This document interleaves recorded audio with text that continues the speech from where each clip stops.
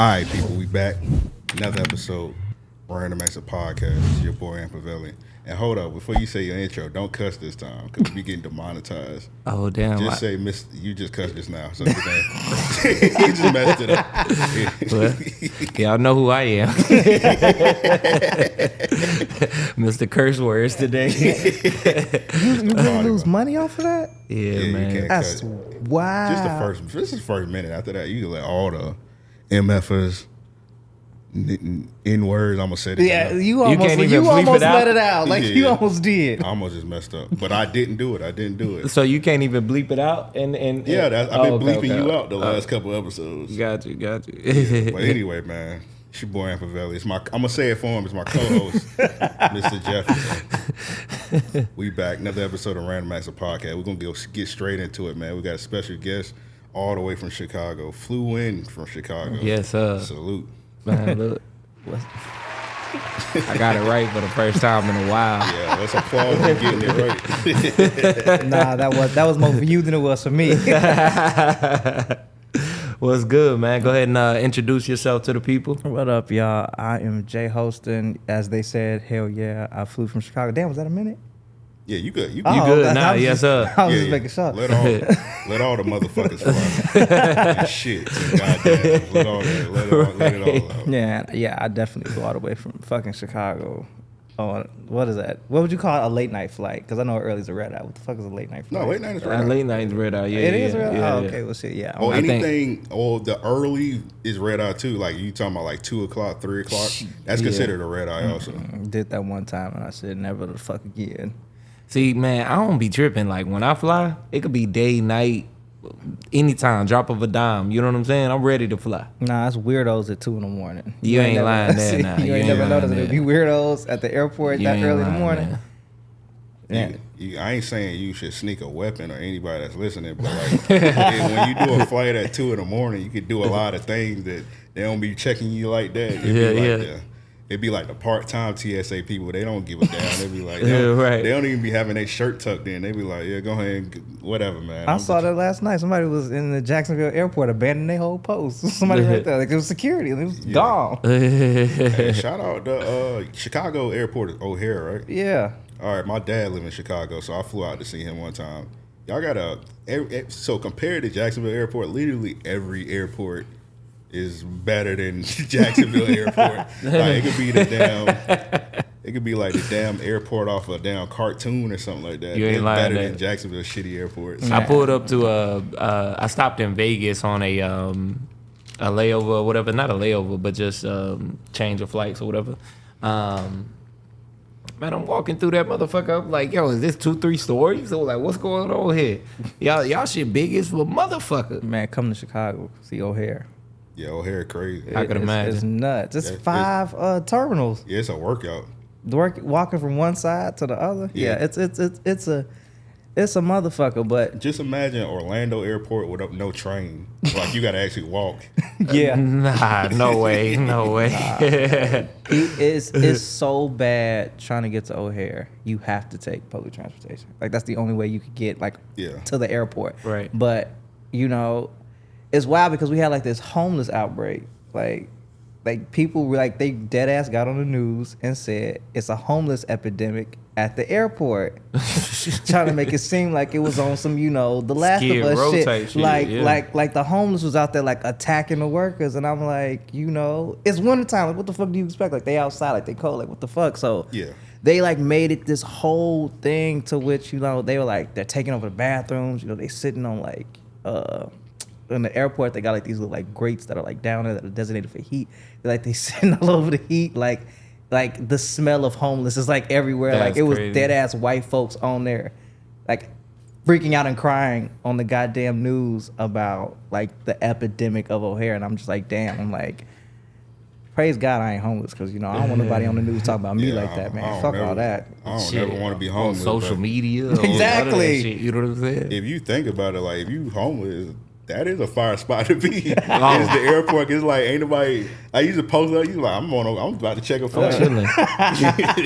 I'm gonna tell y'all. It's a story of a dude that traveled to France, if I'm not mistaken. He lived somewhere on the east coast or whatever of the world, I guess, the east of the world.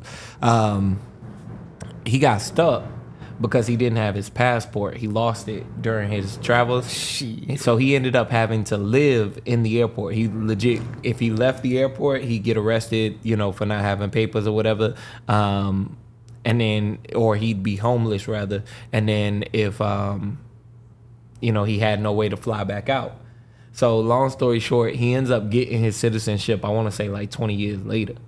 Damn. Get the fuck out of here. I remember that. It's like a movie about him. Yeah, it's a movie about him. Got his own place and then couldn't live by himself type shit and moved back to the airport. Get the fuck out of here. It's funny y'all brought that shit up. That shit wild. Yeah, man. Yeah, that shit crazy, bro. So your hey, address is if the you airport? ever fall homeless, you know what I'm saying? Go to the airport? I guess so. They put apparently it's successful. It ain't successful, man. They put a whole manhunt out for the homeless at O'Hare. You gotta think about it. The airport never closed. Like, what the hell? They just went up to random people like, hey, bro, you homeless? I noticed you been sleeping here for a while, man. You ain't got nowhere to go? No, they go in the bathroom and hide in the little crevices, the little cuts that people don't see, which I'm like, it's an airport. There should always be somebody like security walking around. Yeah. But I realized something. Every security spot, they sit. Security don't walk around in the airport. Yeah. You ain't lying, if you really think about it, unless they going to somewhere like they next post type shit. Exactly. Ain't no security. And you know what? You right as hell. If you want to really bring a gun into the airport, once you get to the gate, don't do you that. good. Yeah, we just don't do that. But I was just saying, like, if you, because y'all should have used something like Brittany Griner's case. You know what I'm saying? Like, if you want to sneak weed through or something like that, y'all niggas went to the extreme.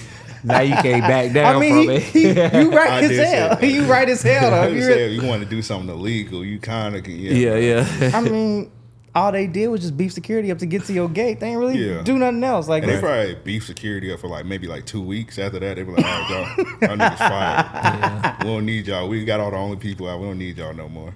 Niggas said it like they the replacements. With Keanu Reeves. So, since you've been down, I mean, I know you ain't been here long now. I mean, you fresh off the plane, right? Fresh the fuck off the plane. You got to drive through the city a little bit. What you think?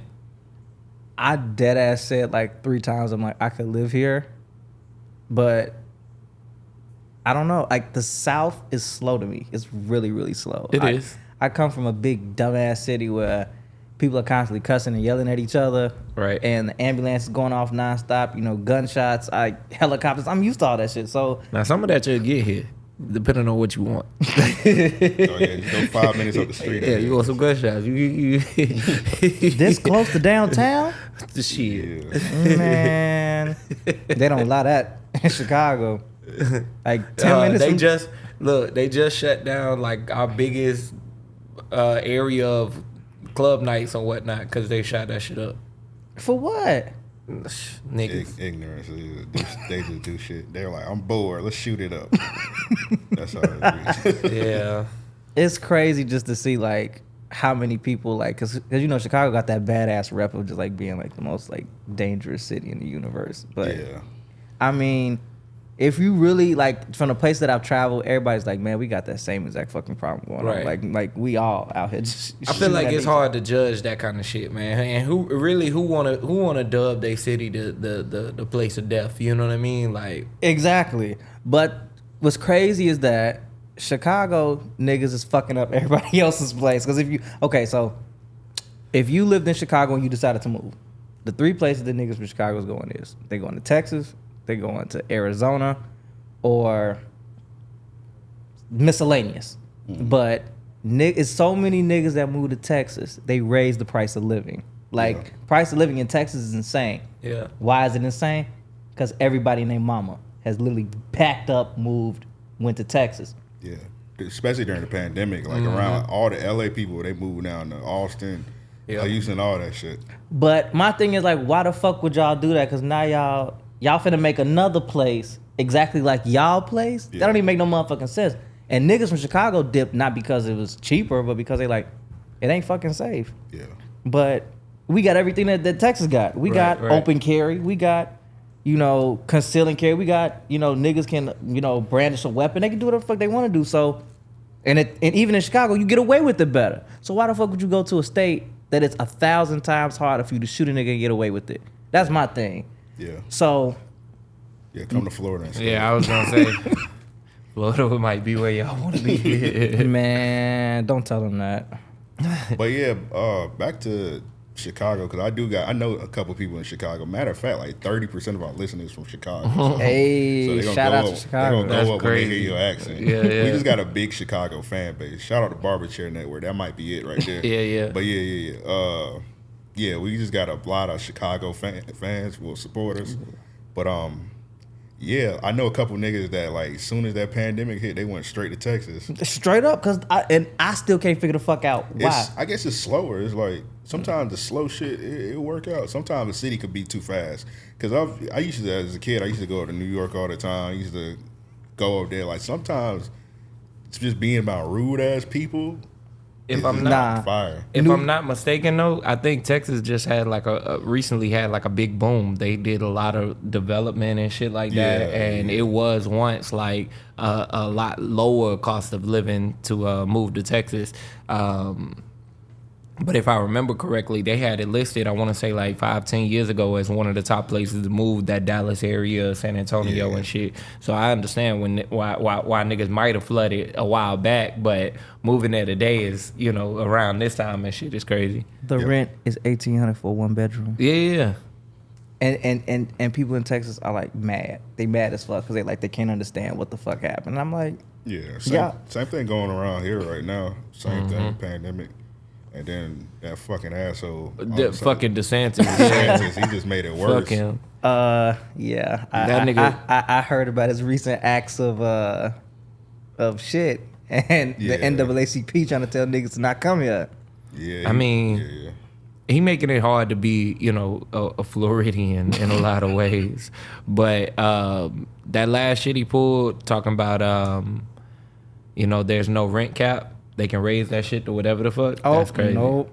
Yeah. The rent's already too damn high. Yeah. Yeah.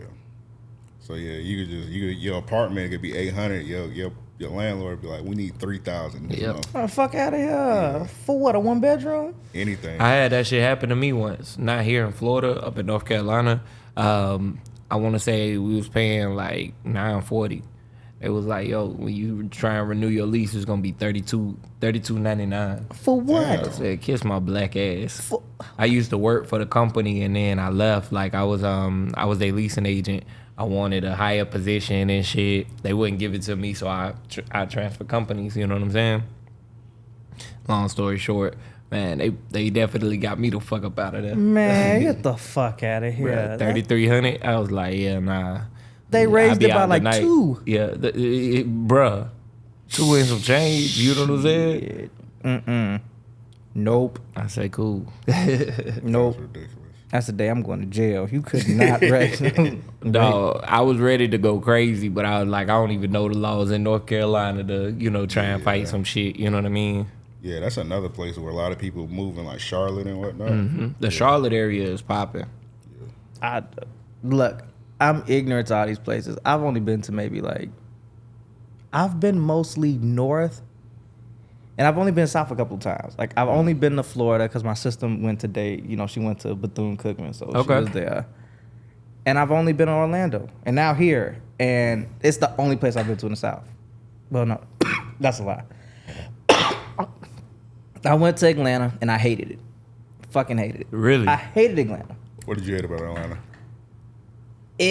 Everything everybody said about Atlanta, it just seemed boring. I'm like, everybody's like, yeah, we're gonna, like, if you go to the underground, they're like, that's fun. I'm like, nah, cap.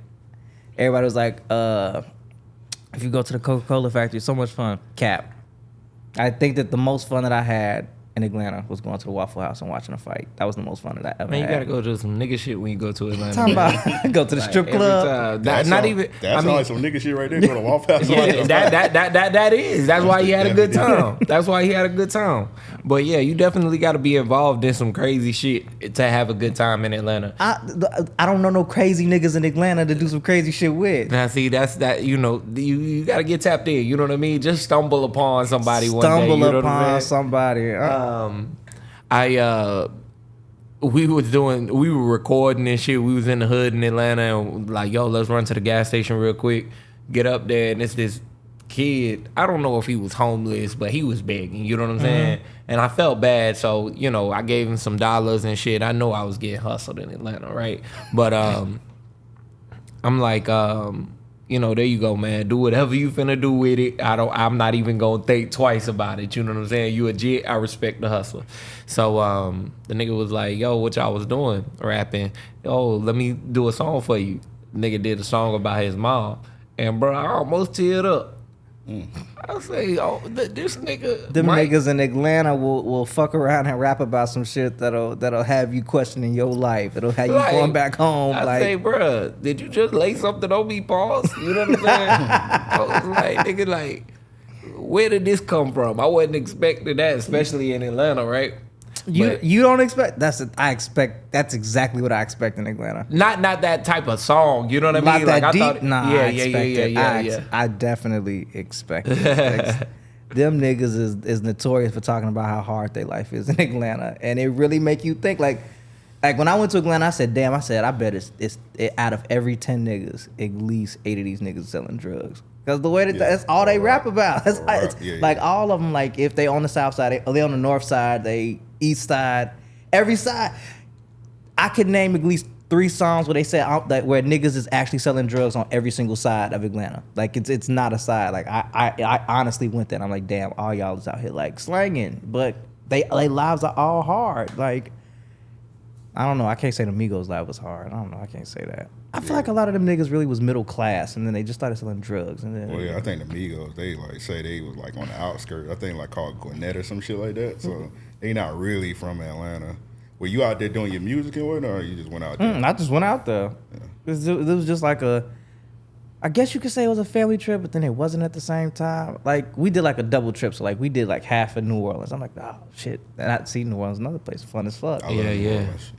But then we did like this whole transition from like lively ass New Orleans to like dead ass Atlanta, and I'm just like, damn, it ain't shit to fucking do down here. I'm like, I want to go back to New Orleans because Bourbon Street was the wildest experience that I ever seen. It was the wildest thing in the world. It was crazy that my mama took me on Bourbon Street. Now my mama's usually a really responsible person. You know, she's never the type to expose me to shit, but she exposed me to some shit because she went to Xavier. So she was like, you know, all right, it's nighttime, you know, we're gonna go out, we're gonna, you know, walk Bourbon Street. So we walked up Bourbon Street and motherfuckers is giving like, it's like stands like all up and down. It's like big ass drinks, like $2.50. So yeah.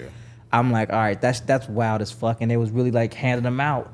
So then we get to like the middle and it's like this strip club.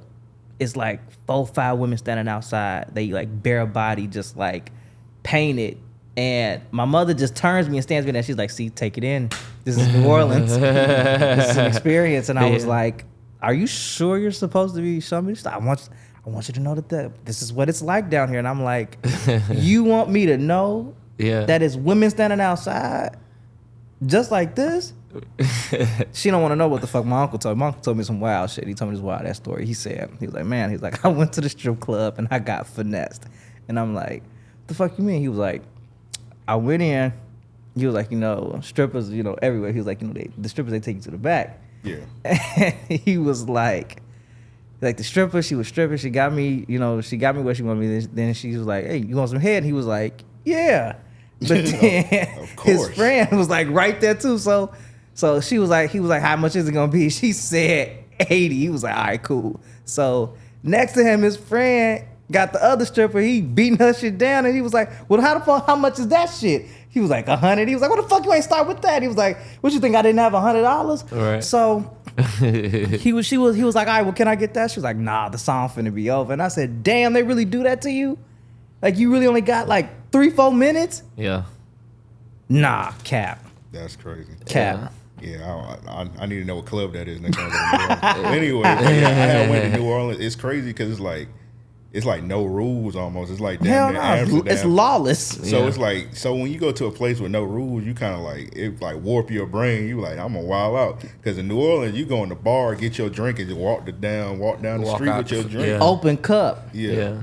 They don't get no fuck. Yeah, you got a glass. You have a glass, and they be like, it's okay to walk out. They're like, we don't give a fuck. We got plenty of glasses. Like, walk down the street. Man, you could get a parade in New Orleans for $600 just for you. Literally, you can go to the police station, get them $600, and they'll throw a whole parade just for you, and they'll walk you like 5 city blocks. Like it could be just you. Like, I believe that. They gather a group of motherfuckers. Them niggas have a parade every week, so imagine that parade in my city had to have come from damn New Orleans. You know what I'm saying? But I mean, for $600 though, that's crazy. That's a deal. The police will shut the street down of your choice just to throw you a parade. Yeah, just you. We might need an RAOP one. You know what I'm saying? Just whole bunch of women in that Caribbean style. Yeah. Going crazy. Man, a motherfucking party. With the feathers. With the feathers. And the bees, yeah. You know? Nah, I wanted to go during Mardi Gras, and I tried to go a couple times, but that shit's like 4 arms and 6 legs to go. It's like, the rooms are like, what, almost $800 a night? Yeah. And then to actually like get on the grounds, it's like difficult as fuck. Like, it's like standing room only. Like, it's nothing. I said I wanted to do it, but I'm like, man, I don't think I could. Yeah, I told myself I wanted to go to Mardi Gras. When I had went, it was like, because I like wrestling, so it was a WrestleMania down there. So it was kind of, because you know, sometimes when you go to these wrestling events, it be like the wrestling fans, and a lot of them motherfuckers corny as fuck. Yes. So it was like the corny wrestling niggas mixed with like the regular New Orleans shit, so I ain't get like the full experience. It was fire still, but I need to go when it's like no wrestling niggas there trying to do wrestling moves on Bourbon Street with each other and shit like that, and goofy shit. You wouldn't. I would have loved to see that. It was fire, but I was like, I need to go when like. You want to see a nigga get Batista bombed on Bourbon Street? It's funny, like you just randomly walk down the street, you see a nigga Stone Cold Stunner, and you like, damn, that's crazy as fuck. Damn, you good, bro? Yeah, like bro, you just got DDT'd on the concrete for real. You jumped up instantly. Right. I mean, y'all ain't seen the post of them niggas who just go anywhere and just do wrestling moves on each other? Oh yeah. Those dudes funny. Yeah. Like funny as like they did it in the grocery store. Like they redid the whole Stone Cold and who the fuck was that? It was him and somebody else, and he caught that nigga lacking in the grocery store. Damn. Booker T. Caught that nigga lacking. See, I've been watching old wrestling shit, so I've been going back in the day, like watching all these niggas' biographies. Man, the shit's, you know what? Some of them are sad, but some of them are actually nah. Look, damn near every one of them. Okay, yeah, 90% is a good one. You got like 5 success stories. Booker T's was good. His was pretty straight. Undertaker's was straight. Yeah. Everybody else's shit. I think they did one with Kane. Everybody else dead. His shit's sad though. You know, Kane's story is sad. He the mayor. That nigga got caught with a essay. He did? Yes, recently. I ain't know that. Yeah, he got caught up. I ain't know that. As the mayor. See, when he was Kane, wasn't this shit going on? But he a mayor? Oh no. Yeah. They caught his ass quick. That's a part of being a politician, sadly. That's not good. That's not good. That nigga say grab her by the pussy. Exactly. That's exactly what the fuck. Yeah, sadly that's a part of politics. That's crazy. You're not and he a Republican too. That makes it even worse. You're not a real Republican if you don't have one. Yeah. So crazy. The red didn't give it away. He from Tennessee also, that kind of yeah. Big white man from Tennessee. But we never know where Kane was from. Shit, anytime he came out, they said weighing 320 pounds, Kane. That's all they used to yell the fuck out. We never knew where the fuck he was from. From hell. Yeah, from the depths of hell. Yeah, from the depths of hell. Even Undertaker had a location. He, from Death Valley. Yeah, Death Valley. See, Kane, he just came the fuck out. They just wait. the pit of hell. That nigga walked out of hell 37. Coming to the ring, Kane. That's that nigga's story. I died as a baby. I grew up in hell. I came back to kill my brother. That's it. Damn, that's literally the whole fucking story. That's Kane, you know what I'm saying? In a nutshell. That's a fucked up story though. The way they built that shit up was just like the logistics of it's crazy. Like you a kid, but like imagine they going to the wrestling school for five years. I'm just here to kill my brother.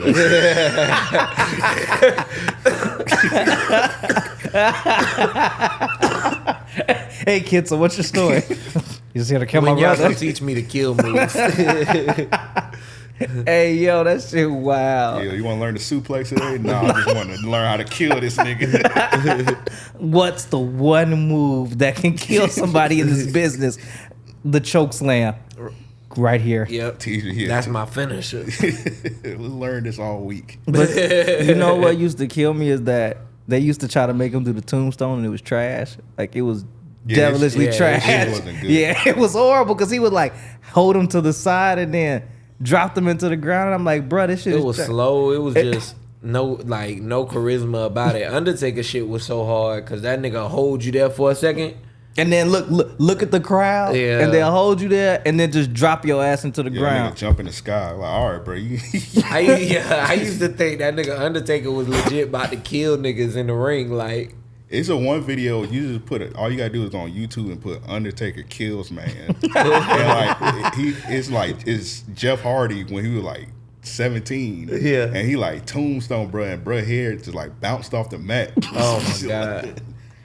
No, the wildest tombstone that I ever seen is when he caught Shawn Michaels in midair. Oh, I think it was WrestleMania 27, 28. It was the retirement match. Yeah. Caught that man in midair. Like he was trying to do a backflip and tombstoned him dead into the ground. And I said, and I watched that match. Like I used to, like my mother used to buy like WrestleMania for me because like it used to always fall on my birthday. Oh, so dope. I watched both matches and I was stressed because the Ric Flair match the year before stressed me the fuck out. Then it was Shawn Michaels twice, and the second time when he actually like ended his career, I was shook because I was like, damn. I'm like, they really, Ric Flair blew me because I'm like, he's really getting his ass up out of here. Yeah. I feel like Shawn retired too early. Like way too fucking early. Like even when I watched his biography and he had like the drugs and all that other stuff, which can't lie, that was a cool nigga to be on drugs. Like he was like he made, for me watching it at my big age of 28, I said, damn, this nigga made drugs look cool. Like, like if this is how I'm gonna be on drugs, I think I kind of want to do drugs. I want to try this shit. But just the fact that his career, like he had like a 4-year gap, a big dumbass 4-year gap. And then came back for like maybe 6 years, and then he like found God or something because he got his ass beat. You remember that? No, he went to another city and got his ass whooped. But that's not the reason why he retired. He retired because he had a match with The Undertaker at Royal Rumble. He was a champion. He was supposed to win at WrestleMania, but he said that The Undertaker tossed him over the ropes. And they was having a casket match. He tossed him over the rope. His back hit the corner of the casket, fucked his back up. Oh yeah. And they did everything in their power to get him from the Royal Rumble, which the Royal Rumble can be either in February, it can be in January. It depends. Yeah. They had to get him from them all the way to WrestleMania just to be able to drop the title. And he didn't want to drop the title. Yeah. Like he was so fucking drugged up and angry just for the fact that he A, had to drop the title, and B, because he had to put over Stone Cold. Like he was pissed about it because he was like, I built this company, like I am the man. Right. And to have to drop that shit because of a back injury, like, but he didn't have like no ordinary back injury. Like it's some motherfuckers like, and this is crazy. Stone Cold's doctor is everybody's doctor, but Shawn was like, it was nothing that they could do for his back besides walk the fuck away. It was before, you had, Stone Cold's godly ass doctor that was doing, back end surgeries, but Shawn actually had to lay that shit down and he was mad. But then, his comeback kind of reminds me of Edge's comeback, which his shit was good too. Edge's shit was. Talking about the recent one? Oh yeah, that was. It was started off good. It's kind of like he ain't really doing much now. Yeah, but you know the best part of the documentary is when he was like, I think he has a cool ass wife. I think Beth Phoenix is hands down the coolest fucking wife in the world because she dead ass. Like they show like the sequence of them like wrestling each other, and it was actually. You know, when you think of like most women wrestlers, like you don't think that they can go toe to toe. Like it's only one other female wrestler that I know can go toe to toe with any nigga, and that's China. Yeah, but China was a beast. She, the only female intercontinental champion. Yeah. But Beth was going toe to toe with his ass in like this little like sparring thing, and I'm like, she was actually like flipping and flexing and you know all that shit, and I'm just like, damn, nigga, you got a cold ass wife. Yeah, she definitely. I feel like she sacrificed her career for his career, pretty much. Yeah, because she kind of retired way too soon. She retired for him, literally, and that in itself, you know, because I was like, where the fuck did Beth Phoenix go? Like she was here, like there was no announcements of her like retiring. It was none whatsoever. And then all of a sudden, she's like, I just recently found out that she was married to Edge. Like I think in the past like 2 years, I found out. I'm like, wow, this is what she been. Yeah. Married to him, and he wants to go back to doing acting. He don't even want to wrestle. Yeah, he in a Marvel movie. What Marvel movie here? I forgot which one, but he definitely in a Marvel movie coming up. I don't know. I stopped tapping in with the Marvel movies. What? Really? I've been watching them. They ain't really been fire like that to me. Yeah, they've been. I mean, I don't know. Doctor Strange was good. Yeah. It's one of the last one. Yeah. I ain't really like that one. You didn't like Multiverse of Madness? I ain't like the last Ant-Man. What? Okay, well I get why people didn't like it, but Jonathan Majors did his damn thing. Oh, you're not allowed to say his name. Yeah. Damn. I'm messing with you. We not a supporter no more. That's crazy. I can't. And then that Spider-Man movie wasn't all that. The last one? Wait. Across the Spider-Verse, you talking? No, I'm talking about the actual one. I was about to say. Yeah, I was wondering. No, not the cartoon. The cartoon don't miss. I'm talking about the last one where they had all three Spider-Man. No Way Home? You didn't like that? I liked how they set up this movie. I only like Homecoming. That's the only Spider-Man one. What? Yeah. Come on. I didn't like Far Away from Home? I didn't like Far From Home either. That was stupid because they just undid everything that they did in the movie before. Yeah, they just had him like a disgruntled employee. I'm like, this is stupid as fuck. I didn't think the last Spider-Man was as wowing as everyone, you know, like as the general consensus was at the time. But I do think Marvel still has a lot to offer. The Marvel, and I have to always explain this to people. I'm like, if y'all really peep what this whole phase is about, it's everybody failing. Yeah. Everybody is failing. Yeah. Like, Spider-Man failed. Fucking the Eternals failed. I feel like, okay, so don't stone me. I didn't watch the Black Panther movie, but I feel like it's about somebody's fucking failure. Somebody fucking failed in that movie. I know it is. Wakanda fucking failed. They pretty much. It was like one of the movies where like they was just like too nice to the motherfucking water motherfuckers. Yeah. And then like it came back to, you go watch it, but that movie, that shit I ain't see the second one in full. Did you ain't see the first one? I seen the first one, but I didn't see the second one. And see, I had a much better story for the second one. The second one's sad as fuck also, because you know, of course. Well, of course, but I was like, they could have pulled a T'Challa from another universe. They could have, you know, Shuri could have made exactly what the Avengers had. They could have went to another universe because of course she knew that she has to take up the mantle as Black Panther. Right. So she was gonna go ask a T'Challa in another, you know, universe, you know, get advice what to do, and she could have gone and found out that Wakanda was destroyed, but it was destroyed because Namor, you know, got the rest of Africa to revolt against Wakanda because they've had all this money and all this other stuff, and Africa's just been in turmoil, and everybody turned on Wakanda and destroyed it. So Namor actually united Africa to actually revolt against this one small country in Africa that actually had the means. And it could have been like, and I've been saying this and I will keep saying this, that it could have been John David Washington. He could have been T'Challa in another universe. He would have been perfect. Yeah. I mean, he was cold as fucking Tenet. You know, he's a great actor. And of course, his dad is doing The Equalizer. So why not put him in an action movie that he could really, you know, hold his own. I think it was time, and then, you know, they could have made the decision to which they could have invited the T'Challa from that universe to come to this one, but he could have said no, and then sure, he could have been Black Panther in the third one. She could have had her own. I think it was too soon. Yeah. Way too fucking soon. I think a lot of stuff they were doing in that movie was just like out of respect. They didn't want to replace him so soon. So yeah. She already disrespected the whole movie. Y'all remember? She was going crazy. They thought the movie was going to come out. Because she wilding. How the fuck do you not want to get a COVID shot? And you know it's all these old niggas around here. Forrest Whitaker already got a problem with his eyes, and you gonna fuck around and do some shit like that? I mean, shit, they paying you millions. And you not gonna go get the goddamn shot? You gonna try to be a conscientious objector, and they paying you this amount of money? Like, yo, shit, I got a doctor for you. You know what I'm saying? we'll fix all that shit. But you gonna stop a movie that made over $1 billion, and that could probably do it again? Yeah, I never got that. Like, just get the one with the one shot. You ain't gotta get the double dose. Nah, that shit was putting niggas down. That one shot had niggas sick. Yeah, I forgot about that one. Yeah, that Johnson shot. Yeah, my sister got that shit. Her ass was like down for a month. That shit was killing niggas. Damn.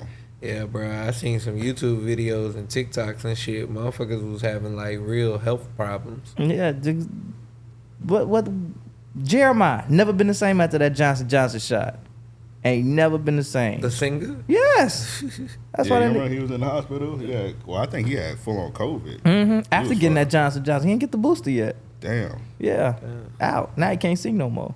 Damn. Yeah. He was sounding terrible on that verse. And they really got him up there. And what you know, one of those crazy is that, and I know he was mad as fuck, because, you know, imagine you trying to sing your own song and then other niggas come up to try to help you sing your song. Like, I'd be mad as hell if, like, I was really that bad on stage and niggas had to come and rescue me. When I seen that, I was like, bro, you didn't know you couldn't sing? Like, was that like your first time singing fresh out the hospital? Like, he had to know he couldn't sing no more. Nah, he had just got out the hospital, like, I think like a month prior to, and it was like, all right, I'm finna hit the stage. I'm finna I think he felt like it was one of those opportunities he couldn't turn down.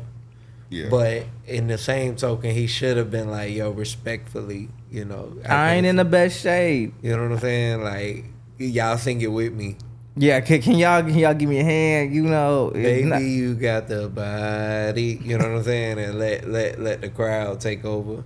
Nah, you saw the instant frustration in his face, and I felt so bad for him, because imagine, like, you know the damage that it did to your vocal cords. Them niggas was being wild disrespectful that night. Oh yeah, well, the whole entire verses thing, and then, you know, that I have to say that's probably one of the best verses next to Gucci Mane and Jeezy. Yeah, that, like, the hands down as far as disrespectability goes, definitely up there. But that Gucci Mane and Jeezy, that's number one. Yeah, Gucci Mane, Jeezy. My second favorite one, people don't really talk about it, that Ludacris and Nelly one. I love that one. That was good. Really? It was very respectful. It was. Yeah, Ludacris, one of my favorite rappers, and I hopped on Twitter because everybody was disrespecting Ludacris.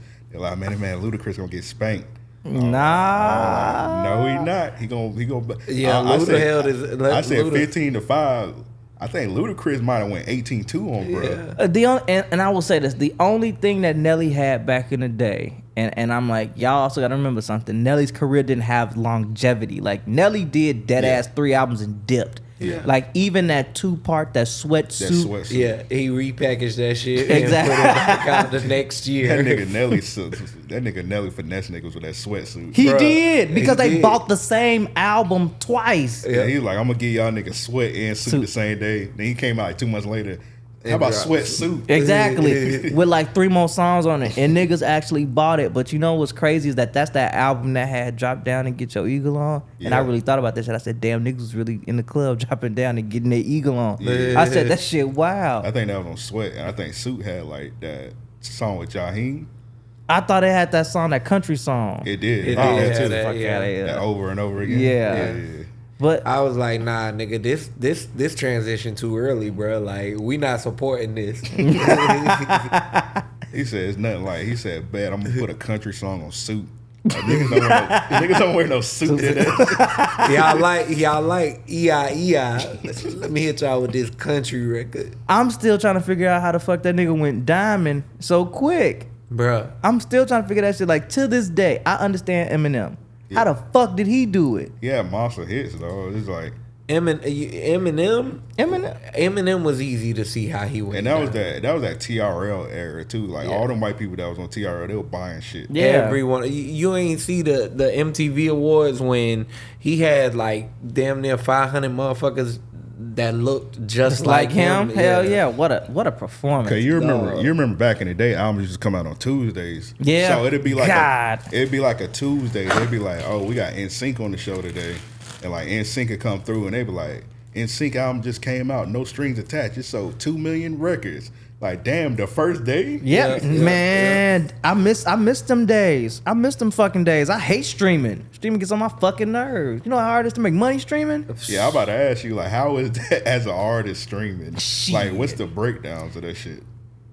I know all the percentages. And I think I know them all off the top of my head. The worst is Spotify, because Spotify's like 0.12%. That's how much money you make. So that's not percent, but cent. You make 0.1 cent off every sale.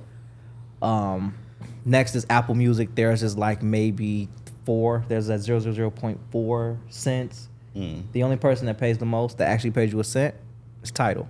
Jay-Z's the only person that's paying artists like actually what they're supposed to get paid, because his shit is set up for artists. Like but here's the thing: when Tidal first came out, it was all the hype. Yeah. But the streaming wars killed Tidal. Like when niggas was out there doing exclusives, that Jay-Z was thriving.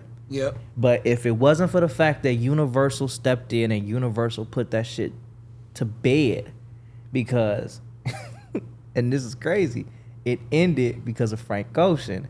If y'all remember when Frank Ocean first put out that album, when Blind came out, he had that digital album. Yeah.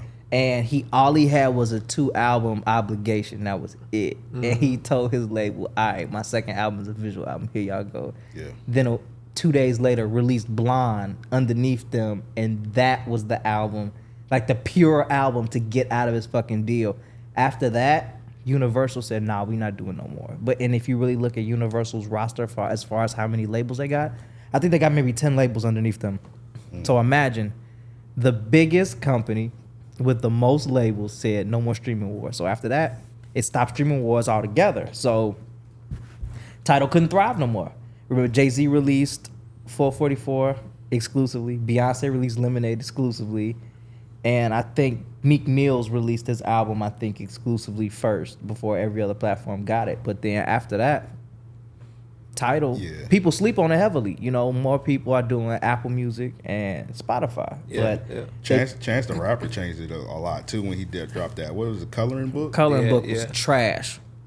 Fucking trash. Yeah. And look, nobody, and I know Chicago niggas listening, y'all understand this. Y'all can agree now. That album was trash. It was garbage. I don't like no Chance the Rapper album. I tried. And you know what's crazy is that Acid Rap was cool. Acid Rap is his best project, and I feel like his best project. But and motherfuckers always say, you know what? It's because he was on Acid. I said no, it's because that nigga wasn't trying to put Jesus in everything. I don't even think it's just that. That nigga like Apple Dapple, Pterodactyl. He was saying he like. Yeah, I don't know. That's my favorite ad lib, but I ain't even finna hold you. I'm like, nah, bro, y'all got this. Nah, that's a great ass ad lib. You had to get into the aesthetic. I did like that once. He did his old ass album. Like, what was it like? 10 Days. 10 Days. He had that song 22 Offs or some shit like that. 22 Offs, where he just like rap with like 22, 20, something like that. It was like the bar pattern. It was like what was the Jay-Z song back in the day? 22. Can I Kick It? Can I Kick It is the song, but 22 Twos is it was like his version of like the Jay-Z shit, and like that was fire. But like I ain't really mess with Chance like that. So y'all want to know a fun fact about Chance the Rapper? Let's get it. So, all right. So I had a teacher when I went to school because I have a degree in audio engineering, and I ain't gonna say my teacher's name because might get implicated for this shit, but. He helped Chance with 2 projects. He helped him with 10 Day and he helped him with Acid Rap. Right. Now, for anybody that knows how Spotify works, not Spotify, but SoundCloud, anything that you put on SoundCloud is free. Because of course, SoundCloud is that era of which it wasn't making any money off of nothing. Artists were just putting it up there just for the love. Right. Chance the Rapper screwed every single person out of those first 2 projects. Like, nobody made anything because, of course, it's on SoundCloud. But if you put that shit on YouTube or anything else, Chance is making money. But Chance makes the money. Nobody else makes the money. Everybody went. So 10 Day was made because he was suspended for 10 days. Mm-hmm. Everybody helped on it just for the love of it. And then he blew up off of it. Nobody made no money. Acid Rap comes out. He, of course, got the same producers, got the same amount of help, but more money. Nobody got paid up front because, of course, where was it going? All right. SoundCloud. So when Chance the Rapper makes Coloring Book, this is supposed to be his coming out album, pause, for, you know, him coming to the industry. None of them niggas still got paid, which is the crazy part. So niggas got paid when, of course, Coloring Book came out because he was like, all right, well, I want people to, you know, show love, do this, do that. But I think the conversation that he had with Jay-Z changed everything for him because Hov wanted to sign him. Vic took the deal. Chance didn't take the deal. But the conversations that Hov had with Chance and Vic were 2 different things. And you could tell because Vic didn't blow up the same way as Chance did. Vic went off and ventured off on his own. And actually, I think that was a time that once that deal went through the floor with Chance, Vic and him stopped talking. Because I think Vic wanted Chance to sign the Hov, and Chance said no, he didn't want to. He wanted to stay independent. Yeah. And I think Hov, because you know, he was the one that came out with this whole start your own label shit, you know, back in the 90s. Yeah, I always wondered why he picked Vic over Chance. I was like, Chance was more of the star, but that actually makes sense. Chance said no, he wanted to stay independent because Chance knew that there was more money being independent. So Hov told him how to do it. So he didn't also just have the strength of Jay-Z, he had the strength of Kanye West because Kanye West helped influence what he did for Coloring Book. And I know for a fact, and there's a blueprint to winning a Grammy. You don't win a Grammy for your albums. And I need people to stop looking for Grammys being this thing to which it's about your music. It's never about your music. It's how outstanding were you. The key word is outstanding. Yeah. So how were you outside, you know, with your promotion? How are you in front of people? How are you being remembered? Because the Grammys isn't decided by people. It's decided by a group of governors. So imagine the way that they do it for our elections is the same way for the Grammys. So if you've ever won a Grammy, that the first pool is you have a bunch of, you know, audio engineers, you know, producers, artists who can vote on an album. As long as you won a Grammy, you are in the committee. You can vote. Next, it goes to the group of governors. Now, every single state has a set of governors. It's set up of 12 people. My teacher was a governor, so he was the one who helped and explained to us how the whole Grammy process works. It's a group of 12 people, and they all vote on from every genre. They give in their votes to the actual Grammy Association for their votes on who they think should win the Grammy.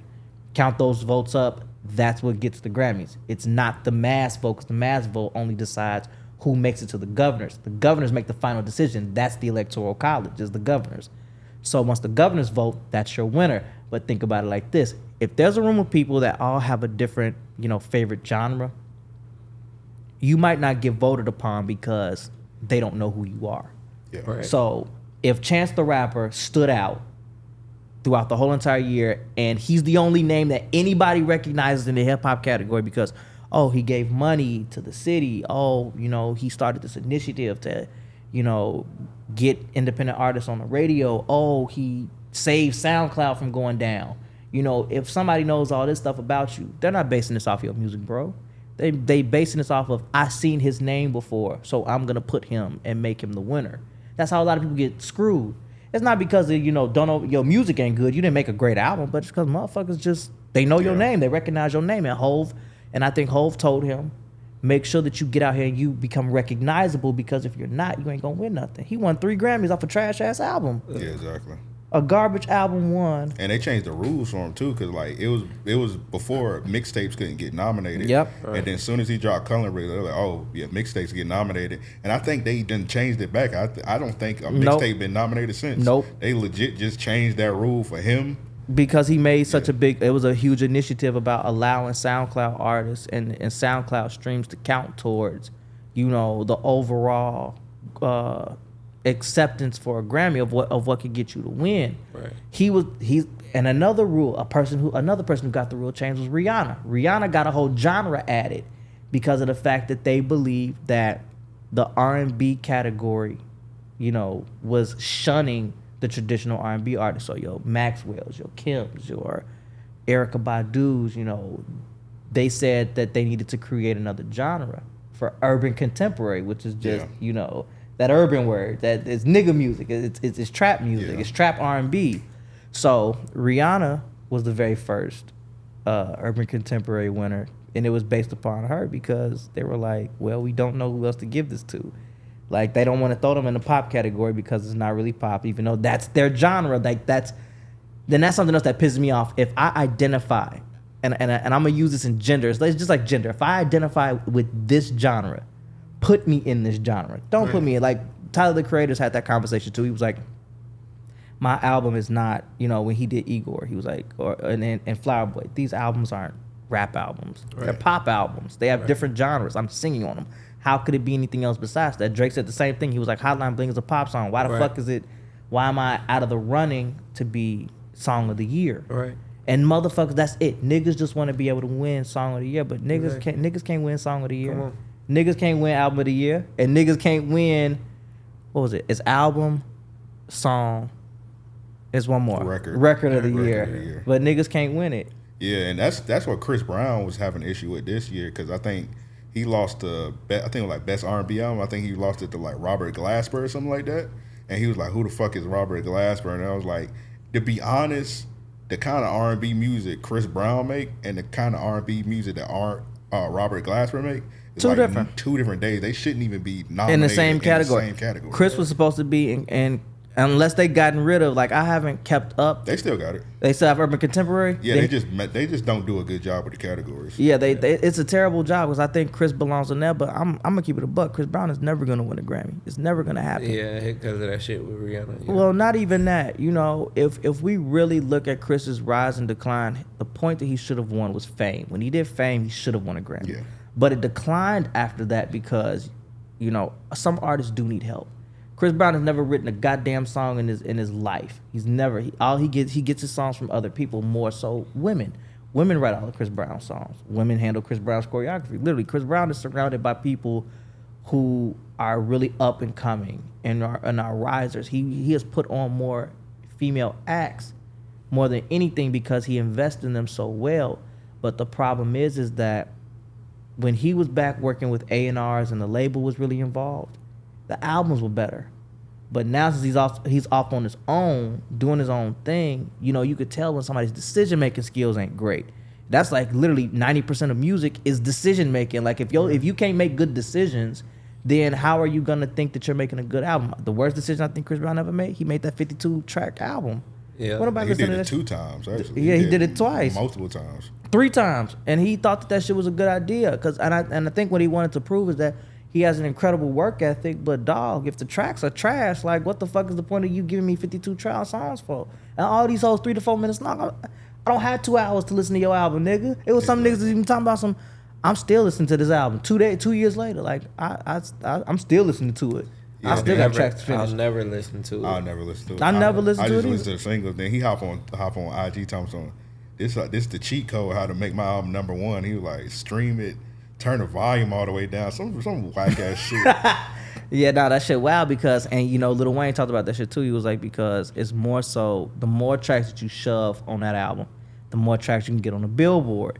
But that shit is garbage because you could get your whole album on the Billboard if you did 12 good tracks. That shit don't work no more. Kendrick Lamar proved that shit don't work no more. Kendrick dropped that album, and I think only like 4 songs charted because like usually, I think even Drake last couple albums, like all the songs was charting because there used to be a point where like when Drake dropped Scorpion, I think it had like 25 songs. Every single was on there. Was in the top 50, and like Kendrick just dropped his album. I think like only like 4 was in the top. Maybe if that. I'm gonna keep it a buck. I don't know how I felt about that Kendrick album.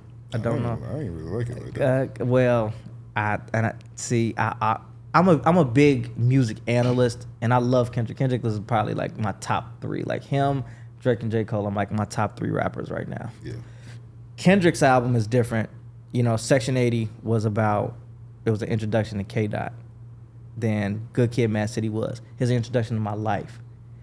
Then To Pimp a Butterfly was here's an introduction to Black America's world as far as, you know, from my eyes, from where we live. Damn was an introduction of, fuck, I'm a star. Like, this is how I'm living as a star in America, you know? And then what's different about Mr. Morale and the Big Steppers is, here's my introduction to my actual ideals. Like, this is me, like, unfiltered. Like, this is what the fuck I think of America. This is what I think of the world. And it was more so, in my opinion, a temper tantrum. Like, the whole album seemed like that because it was all about him justifying to the world why he needed to take a break from music and why he just had to be silent. And I'm like, that's for you, dog. You didn't have to make a whole album telling the world why you had to go off and be silent. Like, you didn't have to go. Now, some songs did stand out because it was a classic Kendrick. You know, We Cry Together is a classic Kendrick song.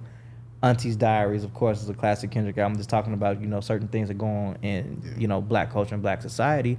But the whole rest of the album was just a tantrum to me. It was just you justifying, you know, having something to say to the world. It's not even necessary. And I think he rushed that album. He rushed it just because it was in the time in which people were protesting and shit, and people were saying, you know, J. Cole's outside, where's Kendrick? And it's like, dog. Yeah, it's like many different elements. Like, some people say he did the album just to get off TDE. Nah. Well, you know, he was supposed to make a rock album too. Yep. And they said like it was done, but like he scrapped it. But that's another thing at TDE. Apparently, like, niggas just be making albums and they just scrap it completely. No, so I can't wait to see that. Like, niggas is mad. Niggas is mad at TDE. You know, Suck and SZA was mad because our album got pushed back. Isaiah Rashad has some issues releasing his album, and I'm like, you know, I get how niggas felt, but like that Black Panther album pushed everybody back. Like, y'all can't be mad about that. Like, that was top priority. Like, they hands down made one of the greatest soundtracks we've heard in like 40 years. We haven't had a good soundtrack that was of that quality. I mean, even that Across the Spider-Verse was trash. I didn't like that Metro one? That was decent. I need niggas to understand something about Metro. Now, Metro's had a lot of growth, but what's difficult with Metro sometimes is that his production doesn't always fit it doesn't have a theme.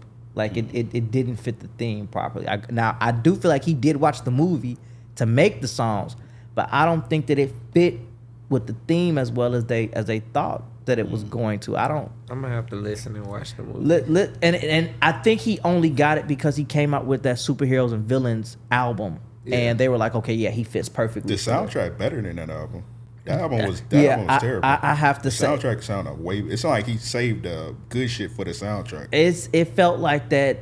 Yeah, I have to agree that some of the shit went there, but I also think that with the album, he was probably working on it at the same damn time. It sounds the same to me. Like, it sounds like the same fucking project to me. It's like he just took what he had there and just copied and pasted over there. And I'm like, and I didn't used to like Metro. I didn't used to like him because I thought that his production sounded the same. I thought he had Metro booming. I mean, Metro cool. I'll say this all the time. I like Metro when he like collab with other producers. Like, I like Metro and Southside. I like that. I'm not really a big fan of, like, for example, when he be doing the albums with like 21 Savage. I don't really be liking those like that. You know, him and 21 are a good mix. I kind of like Savage Mode too. You know, like the first half, but then, you know, it kind of breaks away. But my thing was, and this is how I felt about that Spider-Man album. Why is 21 on hit like 4 times? 21 Savage does not fit for this. Man. He does not fit. Well, Future on there a bunch of times too. Future doesn't fit. I mean, but then again, Future I feel like is more flexible as a rapper. I feel like 21 Savage he was perfect for Drake because Drake needed that savage ass nigga for that album. You know, for a Spider-Man movie, nah. He was perfect. 21 Savage was perfect for Mortal Kombat. Yeah. But he's not a perfect fit for Spider-Man. That was funny when that 21 Savage song dropped for that Mortal Kombat. Shit was cold. Them white people were so mad. They was really? Yeah. I was jugging and finessing when I heard that shit. What is this rap shit? They said rap crap.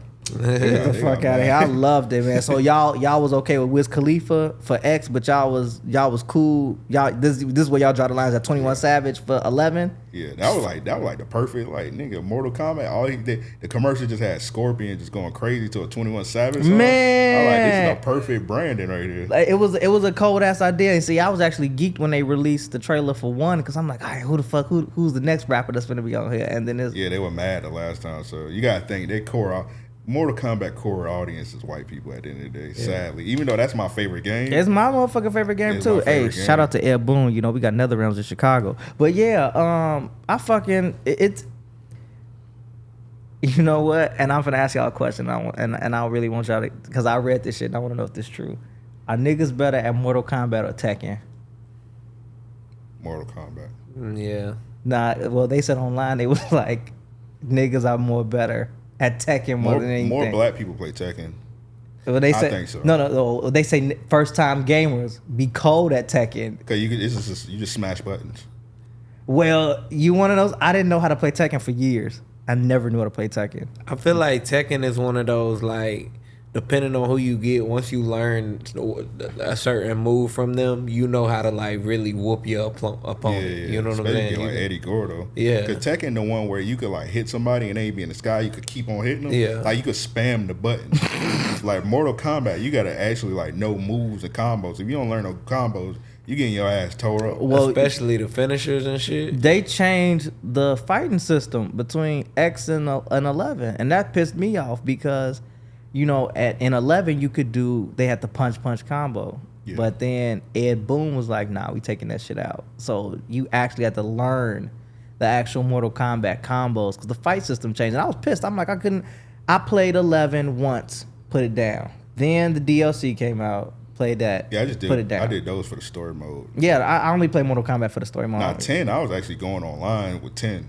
Yeah, I can't go online with 10. Well, you know what? Because I probably could whoop niggas' asses in 10 online, but then once I seen like how them tournaments be and how they really be, you know, the way that they fight in the competitions is exactly how, you know, the creators are actually playing the game. I said, nah, I'm good. Shout out to homie Flash. He definitely watching this.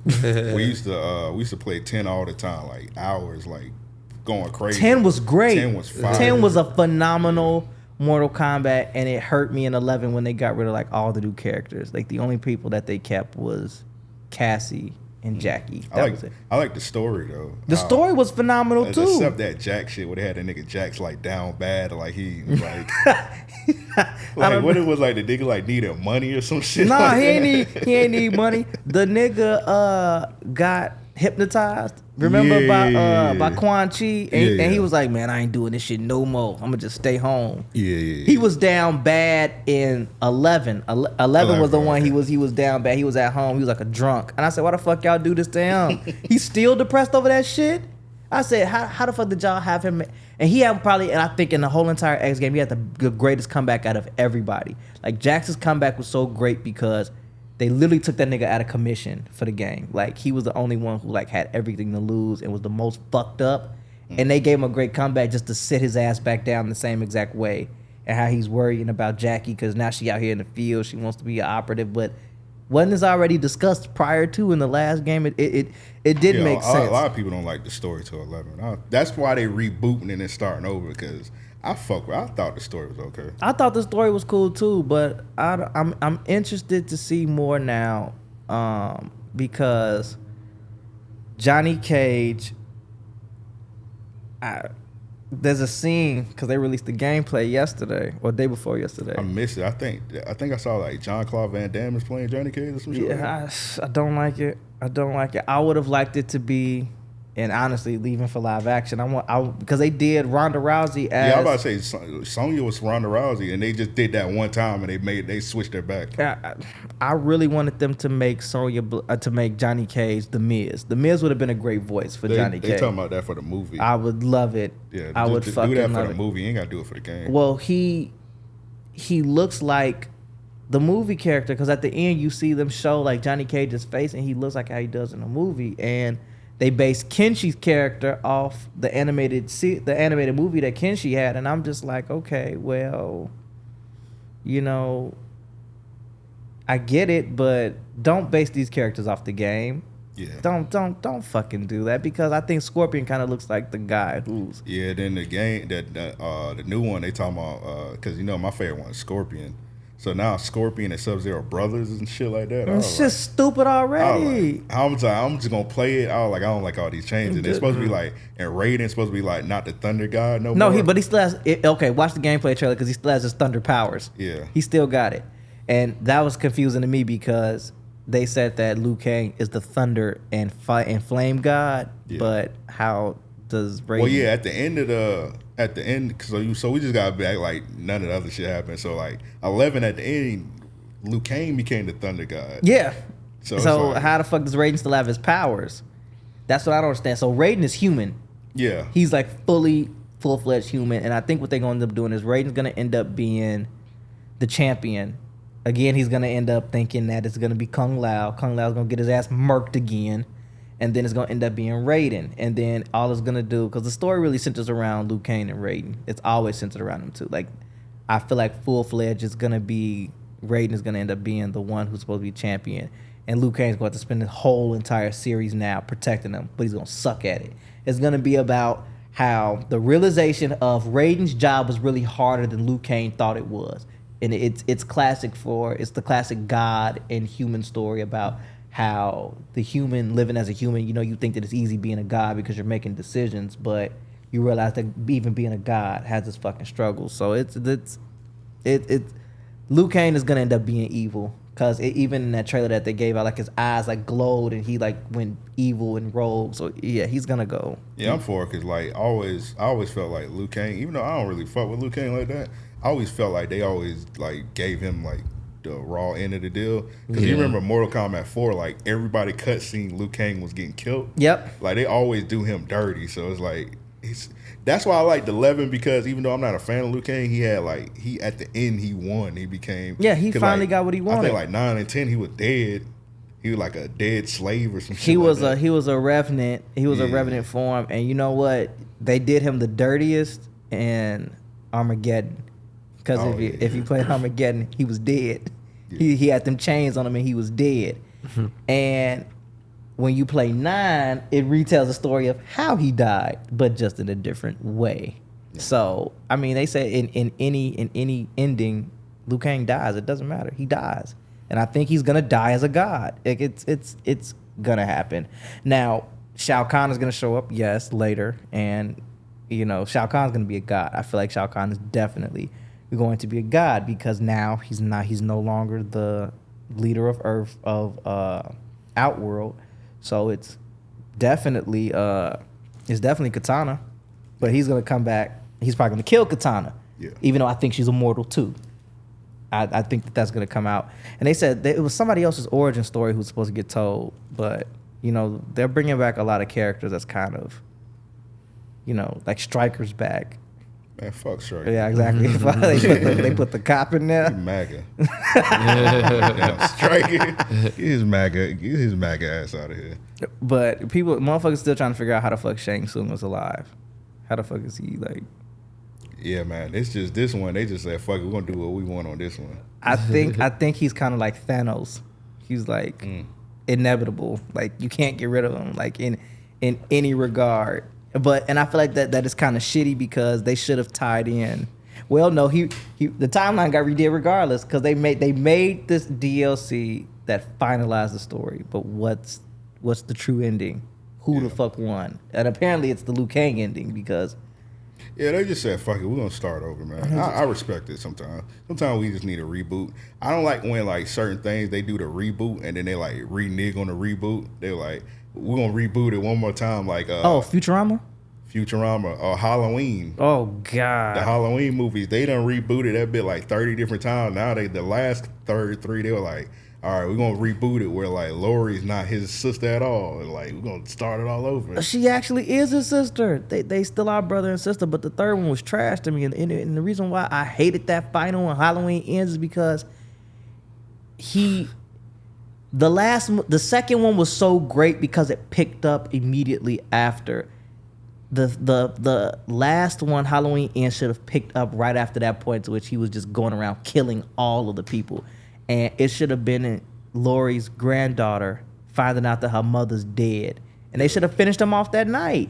Yeah. You know, he could have ran off and finished being, you know, the motherfucker that he was, killing niggas. I think what's his name, Danny McBride. Mm-hmm. He wrote it. He came out recently because you know the movie got trashed, so he was on hideout. He came out recently. He said he should have did that actually. Yeah, because it was because I'm like, you make it 5 years later, and all of a sudden, you know, his spirit miraculously comes out into somebody else. Come on, now this is just as trash as the other version that y'all made. Some spiritual bullshit made it so that his spirit is in another dude who just seen him. That's it. Them niggas locked eyes, and his spirit and essence went in there. His spirit and essence shifted, and now how are they both killing people at the same time? I seen what was that? That was like Winter of the Witch or some shit like that. Yes, I seen The Witch 2.0 or something like that. I turned that off when like his like body, like his soul was like in a nigga. Yes, and the nigga was killing people. And yes, I was like, all right, let me cut and he this was shit moving off. from person to person, killing people. I'm like, this is as dumb as that version. Like, yeah, Halloween pissed me off. I'm waiting for them to come and finish up Friday the 13th. I'm waiting because they did. Michael Bay did the one that came out in 2008, the reboot. Yeah, you already know the reason why they did, because they like in some legal shit. Like they really like knee deep in like legal shit. Like the whole, what is it, the likeness of the movie? What is the word? The licensing? I don't know. Licensing? Maybe licensing. Like 5 different people own it. Oh, yeah, so it's like it's kind of like hard to know, because like currently who got it is the people that make the little video game. Really? They got it. The people who made the Friday the 13th game, and they trying to get it up off them. Yeah. Which that's insane. So they just trying to figure out like who gonna actually do the movie, but apparently like they almost got it cleared up. Man, they fuck around and go to Nightmare on Elm Street. Then they made that reboot, and they tried to get the old nigga Roger England to come back and do it, but he's like, man, I'm old. Yeah, bro, like 80s. Exactly. They trying to get him to come back and do the movie. Well, at least now he don't need no makeup. What? He just used the wrinkles off his face. Well, you know that the last nigga that did it, I think he did great. You know, the nigga that did the reboot. The nigga that did, he wasn't as funny though. Bro, he looked stupid. He like Winnie the Pooh or some shit. He didn't look scary, bro. Like the nigga ain't had no nose. Like, all right. So who the fuck do y'all think that could do it then? Play Freddy Krueger? Yes. That's a good question. I don't know. Adam Driver, the dude from fucking Star Wars. No, Adam Driver's too tall. Nigga, that'd be scary. The nigga, you see Freddy Krueger, this nigga 7 foot. Yeah. 6 foot. 6'7". Y'all sick talking about he's 6'7" towering over you. I'd be like, hey man, I'll shoot your big ass. See, that's why bro, why imagine a 6'11" Freddy Krueger, bro. That's scary as fuck. Talking about that, yeah, that's damn near Slender Man. Yeah, bro. That used to scare me. Just in case, man, how he died, it was fire, right? Like, yeah, he got burnt. Yeah, he got burnt up really bad. Man, y'all remember on that? I think it was like Nightmare on Elm Street, either 1 or 2. You remember when he was walking down the little, what is this shit called? My brain not working today. The alley. Yeah, and he had his arms extended, like walking down with his arms. That shit used to scare the fuck out of me. That's what scared you. Now, the shit that used to scare the fuck out of me is when, every single time that they dream of the boiler room. Yeah. And it's just the hissing of the boiler going off. See, I was a weird kid. Like, I used to watch nothing but horror movies. I watch nothing but horror movies now, pretty much. They, like, the actual scary shit never scared me. Like, the dumbest shit used to scare me. Like, yeah, the dumbest shit used to scare me, too. See, I just be thinking about, like, yo, this shit could happen. You know what I'm saying? Exactly. Like, see, like, that could be a, like... So you, like, more scared, like, the more realistic stuff. Yeah. So, like, if it, like, when I first saw Saw, right? The first one. Shit. I was like, yo, man, that shit fucked me up. And I was legit, you know what I mean? Like, it's sick people in the world. And not to say nobody gonna go to the lengths that... I mean, in the first one, I feel like it was tame. You know what I mean? The first one was very tame. But then once he started branching it out to multiple people to find multiple fucked up ways to kill him, bro, nah. I was like, yo, this shit insane. This nigga might be a murderer. You know what I mean? Like, I think Jigsaw I think it was cool. I think Chris Rock did a decent job on the movie. I didn't even watch that one. I didn't think it was. I didn't think it was super duper bad. But the basis of it is that his dad is like this cop, and I think Danny Glover plays Pops, right? Or it's Samuel L. Jackson. And they taking out cops, just dirty cops, just in general. Okay. So, Chris Rock is like trying to figure out how to do it, and he has his partner, and it comes to be that the partner was the one who was Jigsaw the whole entire time. But the way that they set it up, it was perfect because it had to do with police brutality and just the corruption with the police in general. So I liked it from that regard. I just think that it felt like a Saw movie, but didn't feel like a Saw movie at the same time. I felt like that the killings just weren't gruesome enough. Yeah. And the lessons, that's the one thing that they were saying about this whole John Kramer thing is that the ones that they made for him seemed like they fit more for the crime. Like it made more sense. But for the people who were moving on and moving forward, they knew that those people wasn't going to be able to change their ways. And they knew that they didn't have the resolve. So of course that they was going to die.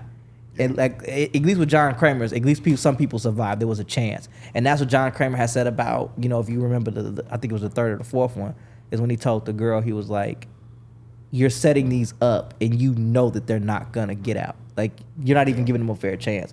And I think that's how this one was. It was the same thing. Like Samuel Jackson went out bad. Yeah, he got fucked up. He went out real bad. Like. It wasn't even fair the way that it wasn't no chance, nothing like that. That was funny as hell. The scene when he was playing the crackhead and they were playing homage to when he was playing Pookie in New Jack City. That was funny. I fucking love that fucking movie, man. I really need them to do more.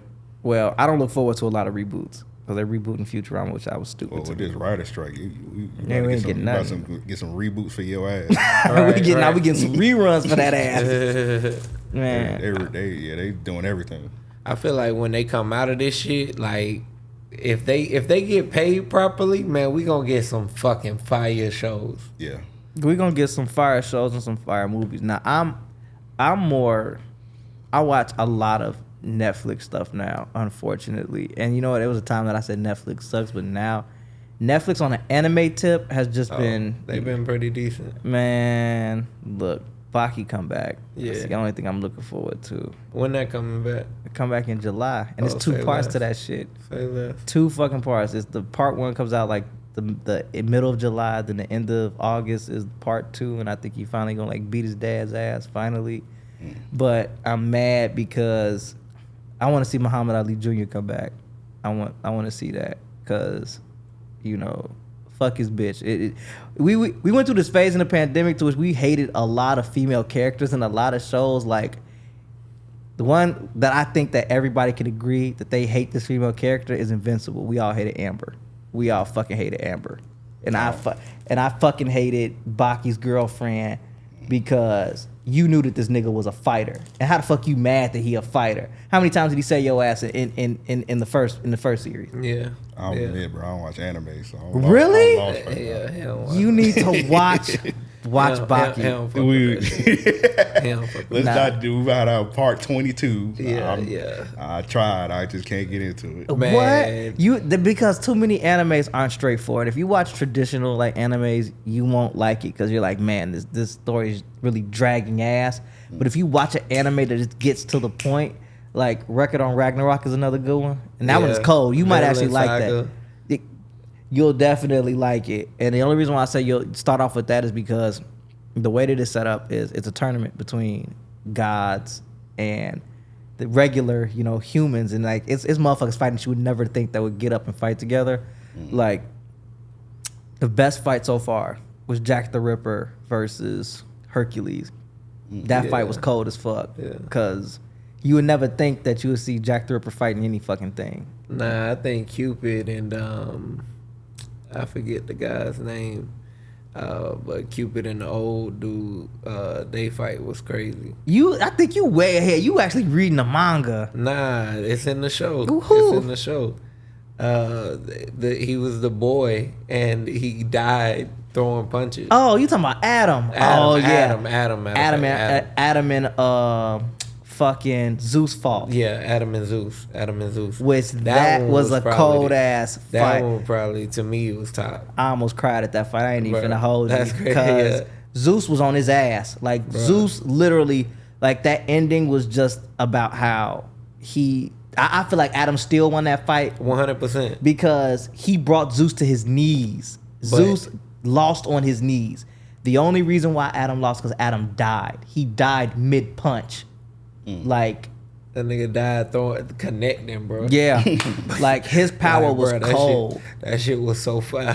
he connected, and they had that bit frozen. He was literally stuck in a Muhammad Ali punching pose. Bro. Damn. Everybody has a power. Knockout artist.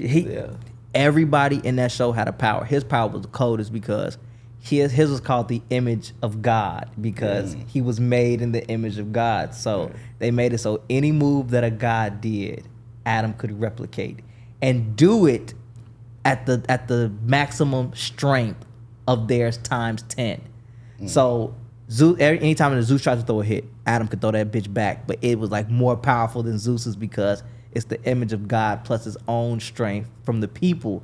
So he was literally whooping ass. Like, Zeus was definitely getting them hands. And Zeus even said, he was like, man, he almost had me. Like, if one more punch would have connected, I would have lost. Like, the match ends when the person dies.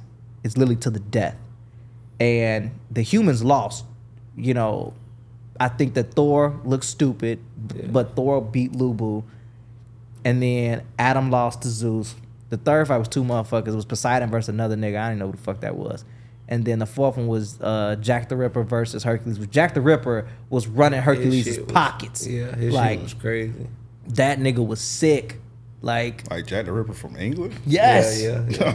That nigga was chopping buildings in half. So the thing was, because of the bet, they got to pull anybody. Yeah. And they was pissed. Like, it was guys versus humans. Oh, okay. She was pulling some of the sickest motherfuckers out the bag, like Nikola Tesla's in that bitch. And everybody is in their prime. Yeah. Prime fighting condition and shit. They all dead. Like, these are all dead humans from the past in their prime fighting. Okay. So Jack the Ripper definitely like threw me for a loop for the fourth battle because they designed the whole arena to be England. And they agreed to it. So they had this replica of England, and you have to imagine like the streets of like, and this is like Whitechapel, England. So he was dropping buildings on Hercules, like chopping them in half, dropping them on him.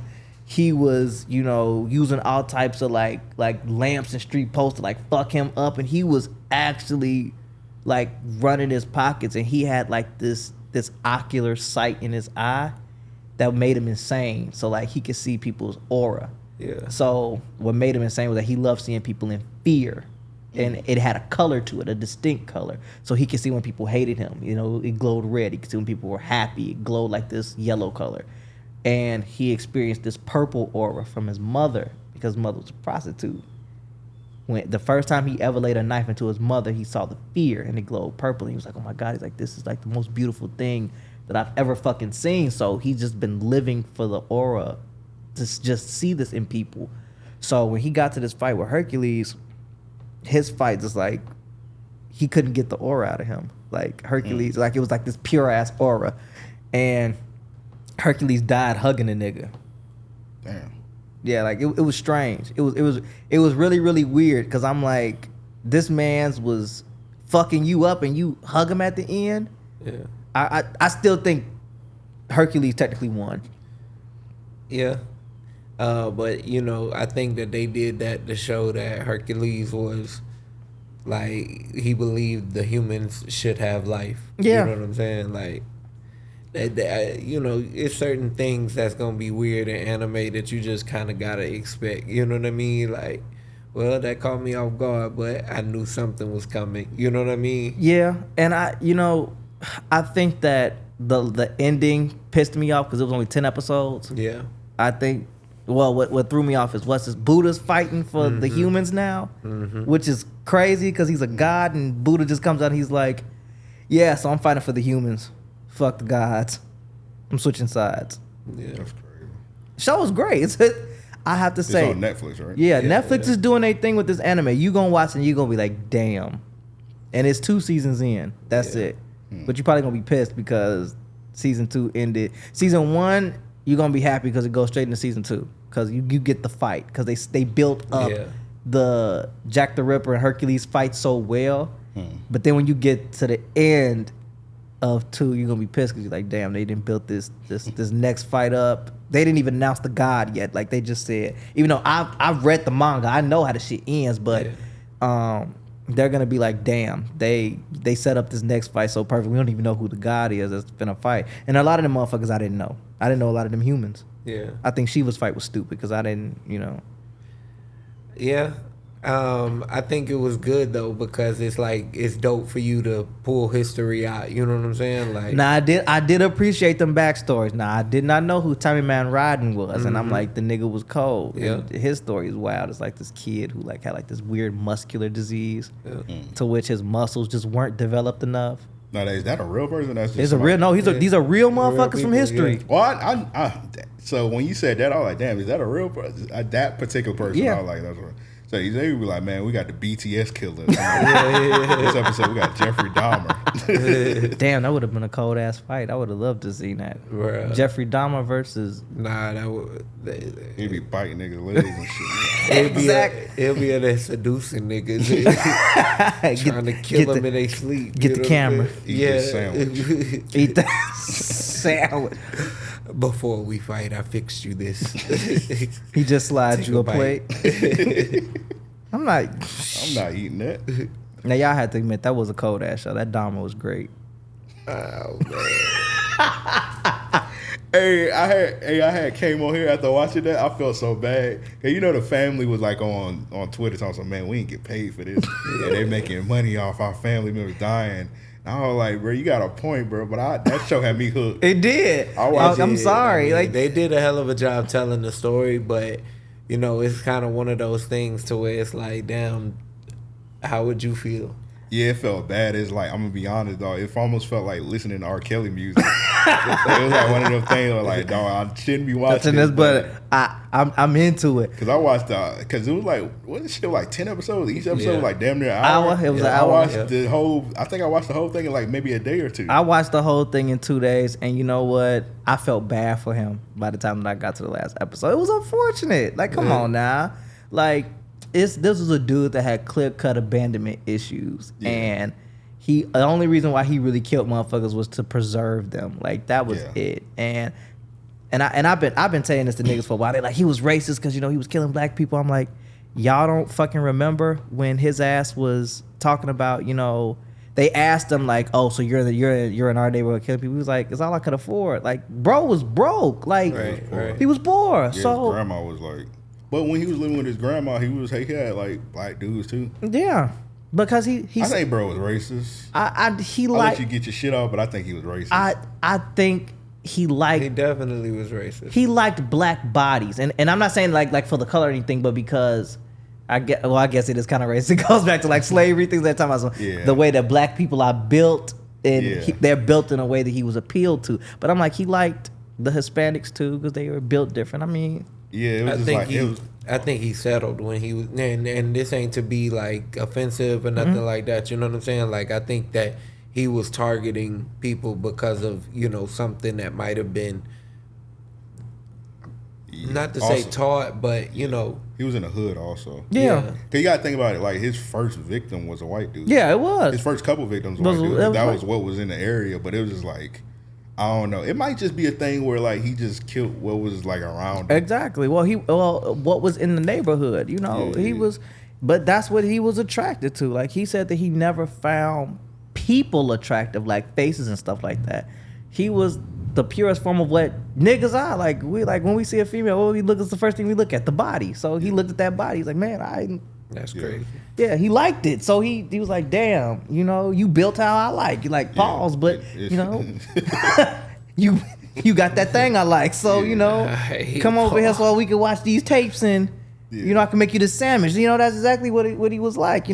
I really feel like that a lot of that stuff was, when he dead ass said when they interrogated him in Minneapolis and the black dude said he was racist, he was like, No, he was like, I'm poor. Like, bro, like, this is just what's in the area. Like, I go to this club down the street because it's close to my house.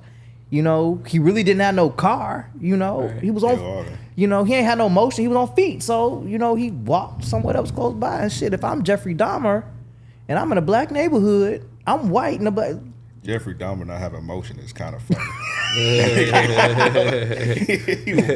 he was working at a chocolate factory. He was. He was definitely working at a fucking chocolate factory, going to the club at night. And you know, what was crazy to me is that you in the club roofing niggas. Like, sicko, man. Like, how the fuck is you going to the club roofing niggas? And the motherfucker was horny, bro. Cause if I go into my apartment and it stink, I was like, bro. What? I'll talk to you later. Yeah. I'll talk to you later. Like, and he kept telling him, like ass and head. And dog, death has a distinct smell. He pulled out that skin bone thing. His skin bone was like, hey, what's that smell, man? Oh, yeah, I forgot about the skin bone skit. That was... I felt bad laughing at the skin bone. Skin bone killed that skit. He said, hey, smell like some shit here. Like,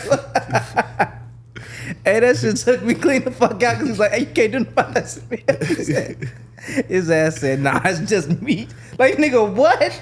Why are you keeping bad spoiled meat in there? Like, well, yeah, if that's the meat you got, nigga, no, I ain't eating that fucking sandwich. And not just that shit, it smell like ass in here. I don't want to eat. I don't want to open my mouth, nigga. Like, pause. You taste that shit. Bruh. Tastes like death in here. You can taste the air. Like, bruh. I'm good, man. She was, Niecy Nash was going to fuck off, though, as his neighbor, because she was like, man, like, I smell that smell. Don't nobody else smell that? And the landlord never investigated that shit. Like, that's what's wild to me. Like, people are complaining about this shit and you not investigating. All you can say is, well, he pays his rent on time. What the fuck that got to do with anything? Yeah, nah. He was a hoe. He was a hoe. Yeah. He was a fucking hoe. He was an African dude. He only cared about the money. You know the real story. You know the lady that Niecy Nash played didn't really live next door to him. Where did she live? She was like down the street. Come on, bro. Yeah, they switched it up to add like the effect to the show. But yeah, Niecy Nash, the lady that she played, like lived down the street, and she only like interacted with him like one time. So she just automatically looked at him and saw killer vibes. Yeah. Well, so what happened was, you know, when he drugged the not Puerto Rican. Nah, he was Filipino. Filipino kid. They seen him like bro out in the street staggering, and Niecy Nash carried to seen him then, and like her daughters or some shit. Helped him. Yeah, they was trying to help him. They were trying to help him. Yeah. And he was like, "Yeah, this is my boyfriend. He's just drunk." And I'm like, "That's sick." Yeah, like, bro, he's like 14 years old. Adolescent. He looks like he's 14, and you let him go with this grown ass man saying that this is my boyfriend in Minneapolis. Oh nah. Yeah. Nah. They failed them people, man. Yeah. And they tore the apartments down like that shit like a park now. It is a park. It still has the essence of death surrounding it. Yeah, I want to be at that freaky park. Exactly. Imagine taking your kids playing there. Like, what's why I go to the Dahmer park? have a day like. People in Minneapolis crazy. They are crazy in fucking Minneapolis, you know. And motherfuckers like it's the greatest place to be. We have Prince, and what else? I was about to say, don't y'all? I'm thinking about Milwaukee because you know Milwaukee and Chicago. Yeah, right next door to each other. What's the shit say? They say all the hood niggas from Chicago change their life and move to Milwaukee. Change their life and go to Milwaukee. They get a job and go to Milwaukee. And guess what? They still be out there on them corners in Milwaukee. That's crazy. That shit wild, man. Because it's an hour away. Because you get away from the ops. The ops ain't traveling an hour away to get you. Yeah. The ops gonna get you when you come into the city. Exactly. On some wild shit, man. Chicago's a wild place, man. The most segregated place in the world. Like everybody, like that's why it's weird coming here because like everybody lives next door to everybody in Chicago. Nah, you don't get that shit. Like niggas live with the niggas, white folks live with the white folks. You know, Hispanics live with the Hispanics. What's the biggest like misconception of Chicago? Cause you know everybody had that corny ass nickname, talking some Chirac and different ass shit. Man, nah, I ain't gonna hold y'all now. It's getting hot outside, so you know. The biggest misconception I think that we have is that them niggas really be hibernating in the wintertime. Like, them niggas, like, crime is, like, at an all-time low because niggas is in the house. Yeah. But as soon as they trigger fingers thaw the fuck out and they outside, like, you know what's crazy? My nail tech, her brother, actually got into some shit. Niggas can go outside. Like, that shit is real. Like, niggas can't go outside. Like, niggas actually be, like, posted up in their motherfucking house, stuck, because the ops. You know?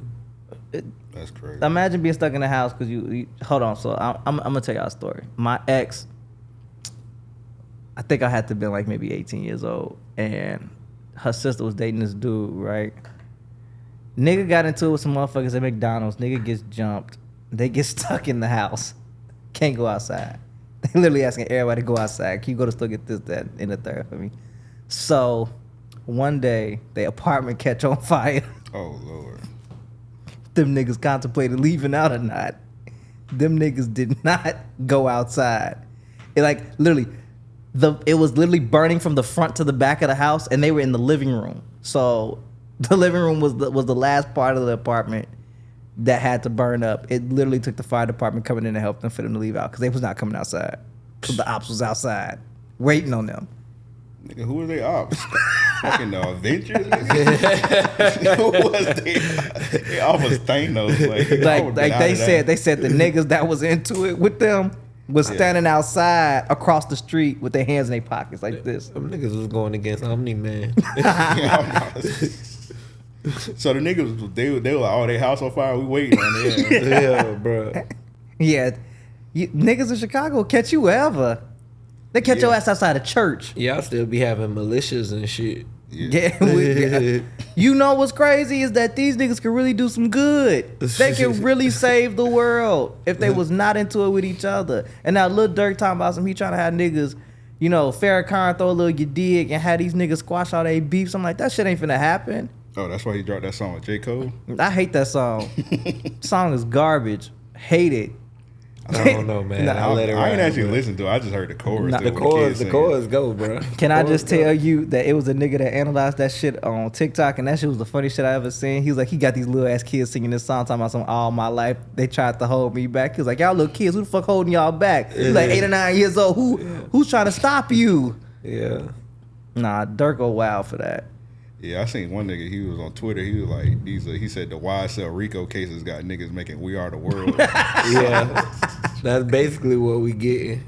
It's like that time when T.I. got caught up in that shit with the guns. Gun charge. He started making them We're Sorry albums. Yeah, Man. I'm sorry. Yeah, just like that last Lil Baby album, nigga talking some hey. Yeah, He couldn't drop no street shit on some hey. Like, bro, get the fuck out of here. Hey. Like, Dog, get that out song of was so ass. Nah, but what's crazy is that Young Thug was singing that shit in the courtroom. He did? Y'all don't remember that video? It's a video of that nigga dead ass mouthing word for word in the camera, looking at the camera, talking some hey, and then rapping the verses. I'm like, what the fuck to get a nigga an MP3 player? Oh, man, and let that nigga go off. I might have muted Young Thug on Twitter because I just kept saying dumbass stuff. Oh, man. Man, like, every nigga was a lawyer all of a sudden. That's funny. Anytime some shit go down, every nigga become a lawyer. Man, nah, Lawyer, more so with that Young Thug shit. Niggas was talking about why he shouldn't go to jail and this, that, and the third, and how he could get off and everything else, and how Gunna was a rat. I'm like, do y'all really think that nigga snitched? Because I don't. Like, bro, I'm gonna be honest, though, I don't care. That nigga don't rap about street shit, so it's like He don't. And I don't know why people are surprised by that. He's not rapping about selling no other stuff, and you know, a bunch of other motherfuckers took the deal, and it seems like Thug ain't mad. It seems like Thug is.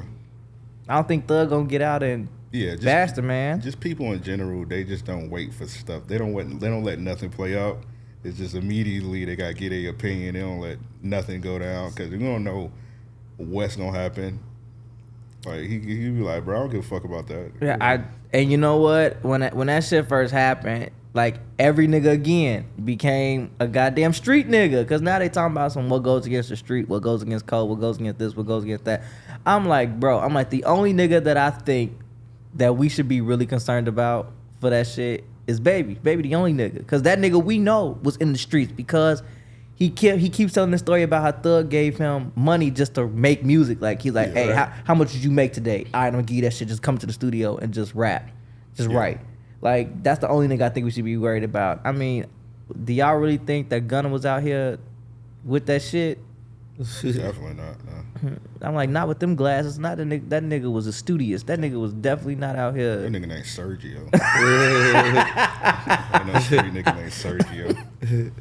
Nah, that you know what? That's a hard ass name. Like that. I was gonna say it's gonna be a Sergio gonna beat your ass. Exactly. Sergio is a hard ass name. It's a hard ass. When you have a name like Sergio, you got no choice but be just a fashion nigga. No, I think with a name like Sergio, you supposed to be selling drugs. Like imagine, like, wouldn't you believe if we watching Power and a nigga like Sergio like pop up? Don't you think that nigga definitely out here with the shit? I'm gonna believe Sergio be fucking a white up. man.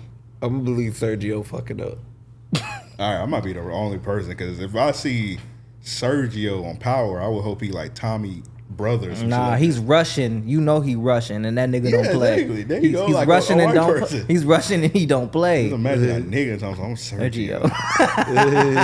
You trying to buy these bricks? No, nigga. Get the fuck away from me. I you know what? Now that I think about it, I'm definitely seeing fashion for a nigga named Sergio. I'm thinking it's a name he changed it to.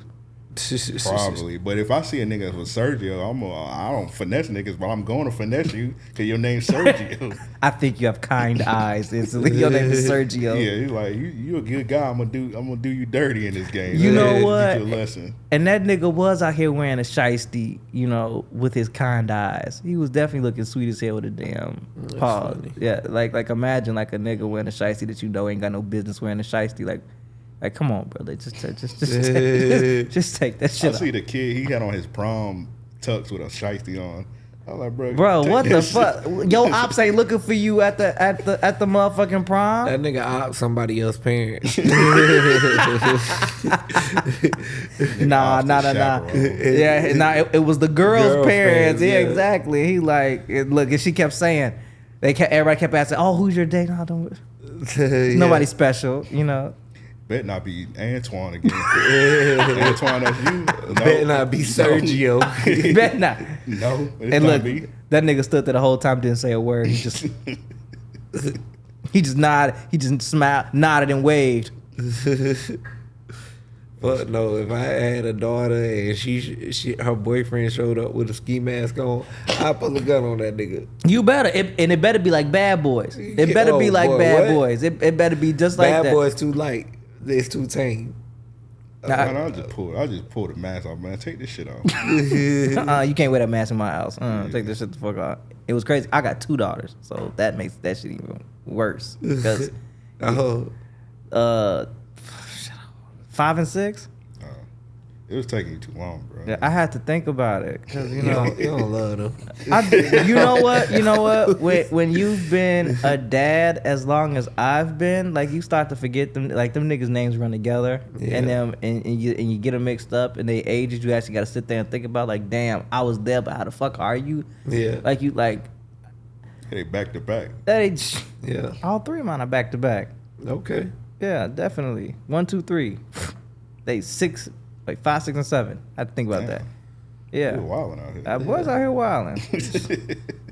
Hey. Luckily for me, they got the same mama, so you know. Yeah, there you go. See, so you know, I'm out here. Say, let's get them out the way early. Look, and I got them. I didn't get them in the exact order, but I got them exactly how I wanted to. So I'm That's like, what's up. Nah, that was luck. Yeah. That was pure 100% luck, because you know, knowing me in my life, I could have gotten all 3 girls or all 3 boys, and I definitely would have been mad because I wanted more girls than boys. I really didn't want. You know. You better than me, boy. Yeah, I don't got no kids, but I have a feeling I'm about to have like a bunch of girls whenever I do have kids. Yeah, you definitely are giving me girl dad vibes. Like you gonna get them whatever the fuck they want to. Yeah. I come from a family of all boys. Basically, we got 1 girl, so. I feel like shit. I'm gonna shoot out nothing but boys. So. See, that girl is probably the crown jewel because that's how my daddy's side was. It was all boys, and the first girl was my cousin, and then the second girl was my sister. Mm-hmm. So them girls become the crown jewel because this the only girl and shit. I was like the same way because on my mother's side of the family it was all girls. I was the only. Well, my cousin was the first boy. Damn, that's crazy. My families are really identical, but just in reverse. That shit's fucking wild. But then I broke the curse. I had 2 girls and a boy. So, you know. That's funny. I mean, being a dad is, it's cool. It has its ups and downs. I'm just a dad that works all the time. You know, I think that one thing that kind of got me was, you know, when you find out that your children really are very perceptive of things. Yeah. Cause I went to my daughter's school one day, and what threw me for a fucking loop, and this was recent because they was doing something for dads. My daughter knew how old I was. And it was very close, like you know, most kids up there, you know, there was some cute shit. Oh, my daddy's 6, my daddy's 80, my daddy. You know, my daughter, she's like, my dad is 29, and I'm like, damn, that's fucking close. Like she's 1 year off. I'm like, damn, like that's pretty close. And then, you know, it was all cute and sweet. And then it gets to the bottom and says, what's your dad's superpower? And it's like working. I said, damn. I'm really not at home. Hey, shout out to our homie B-Dot. He got some. We roast him for this all the time. So he get haircuts every week, and we just give him the issues because, like, nigga, why do you need a haircut every week? Nah. So he always posting pictures of his haircut. So it was like his teacher asked his son, like, what does he do for a living? And his son put, get haircuts. Do you know what that should remind me of? It reminds me of that nigga who always do them videos that he's talking about. He's like talking about that anime and shit. Damn, I can't think of his name. Fuck. Anyway, the nigga did one of those skits about niggas what happens to them when they get their haircuts, and he's like how niggas be like different people, and they get, like the octaves of their voice drop down. He be like, man, what's up? Man, watch out. Like, and that's how niggas act. Like, niggas act totally different when they get a haircut. Like, they get rejuvenated and revitalized. Like, you can't tell a nigga nothing. Got to. Yeah, no matter what, pussy coming. It's been a minute since I got a haircut, but the power. I still remember. But sometimes when I get a retwist, and you know, when you get a fresh braid, you like, bro, I'm running all the errands. Nah, bro. When I get my head twisted, it's wild because I get my haircut like the day after, and I be like, tying my head up and shit. Was bad as that. I get my shit twisted, and then I gotta go to work, and I'm at work with like the sides of my hair like all out and shit, and other niggas is judging me because I'm around there with my sides out. They be like, "Hey, what's going on with you? You know, fresh cut today, huh?" I said, "Nah, it's bad when white folks notice that you ain't got no fresh cut, because then you know." Yeah. I usually get my lineup on a Tuesday, and then I get my retwist like on a Thursday or Friday. Bro, you get yours in the opposite order? Sometimes I'll do the retwist, and then I'll do but it depends on what kind of retwist I get, because when I get the barrel braids, you don't want to get a lineup with your hair braided, because your hair kind of like back a little bit, right. And you don't want to be getting a lineup while your shit back. Your shit gonna get pushed back, so you gotta get the lineup. You gotta get the lineup first, and then the retwist. But if I'm just getting a straight up retwist, I get the retwist, and then I get the lineup. Man, my uncle be mad as fuck at me when I show the fuck up with him before I got my hair fucking twisted, because he's like, don't come in here with that shit again. Don't come the fuck over here and you talking about some cut my hair for the twist. Nah, hell no. He said, come to me the day after. Nah, that nigga funny. It's great having uncles that cut hair, because uncles that cut hair, you know, my uncle, one of my uncles fucked me the fuck up, because I'm like 15, 16 years old to let the nigga cut my hair. So he used to cut my hair for months. It's always fucked up when you go to a barber, and the barber gotta look at you and say, hey, bro, who been cutting your hair? Straight up. But you got the OG barber, so you ain't gonna get the white chalk on your shit. Yeah. You get the OG real nigga cut. You don't remember? It was a video that I seen of this nigga that he said that he was in the middle of action, and the girl started freaking out because shit started dripping off his head. And she looked up, and it was his bald spot that they had put the fibers on was melting down his face and falling on her. And he was like, man, who the fuck put this shit on my head? And I'm like, because most niggas that lose their hair, you know, they just shade the shit off. But him, nah, he didn't know that his barber was, you know. Man, he knew that his barber did that shit. He knew his barber did that shit. That nigga say, what the fuck? Boy, you lined me up and grew my hair at the same damn time. Niggas be out here putting, they be getting the weave put on, and then they get the, you know, the glue paste. That's crazy. Don't you get your hair cut by a new nigga, right? Like a young nigga? Yeah. I'm not trying to insult you. It's either my pops or a young nigga. All right, so how do they do it now? Because my barber, been my barber, we the same age, so he ain't give me the chalk. So like, do they like the new niggas just like straight up just go with the chalk? Or Yeah, you gotta tell them no. Oh, okay. I'd be like, nah, nigga, I don't need that. Yeah, I got an OG barber. He don't even do that shit, you know. And my uncle actually tried doing this shit to which he was like giving niggas like the $50 special, like, you know, the $50 and up haircuts. You know, they do like the little face steam and all that other shit. But motherfuckers weren't getting that shit. Niggas do not want to pay for that shit. Yeah, they nobody don't. trying to be in the chair 2 hours. Exactly, you know. I'm trying to get my cut and leave. Nigga man. trying to pamper me. I don't want no other nigga pampering me. Like, what the fuck is you doing? You want a facial? Like, hold on. Nigga. Exactly, Paul. Back up, Don't nigga, say that shit. facial. Nigga. Nah, when I lived on the beach, so my people was in the military. They used to have a barber shop in the exchange or whatever, and these niggas was doing massages and shit. I was like, nah, you ain't got to do that. Like, they do not the giving hot you towel. massages. They do the hot towel, and then they start hitting your shoulders. They do your temples and shit. Nah, I don't want no nigga massaging me. good, I don't know, man. Bruh. So like in that setting, I'm sitting there. I'm like, what's going on? You know what I'm saying? I don't know what type of freaky shit y'all on, but I ain't with it. Imagine like, you got this- that hot towel on your face and then you this feel a thing- nigga rubbing your shoulders. How would you feel? I say, look, let's make this quick, man. Give me a line up. Y'all, Like, I wouldn't even get a cut. Let me just get a line. Give me a line up. I think I can make it another 2 You ain't weeks. even gotta, you know what I'm saying? Like, you ain't even got to get the beard. Just give me a... I was thinking about cutting it off. Y'all must anyway. cut it off when I get Yo, thank God I was a child, bro. That shit was just a quick one time around. You know what I'm saying? that shit would have fucked me up if I would have seen that. I was like, yeah, nah, you good. crazy. But I'm glad that era's dying. I'm glad that it is, cause We talking about the chalk?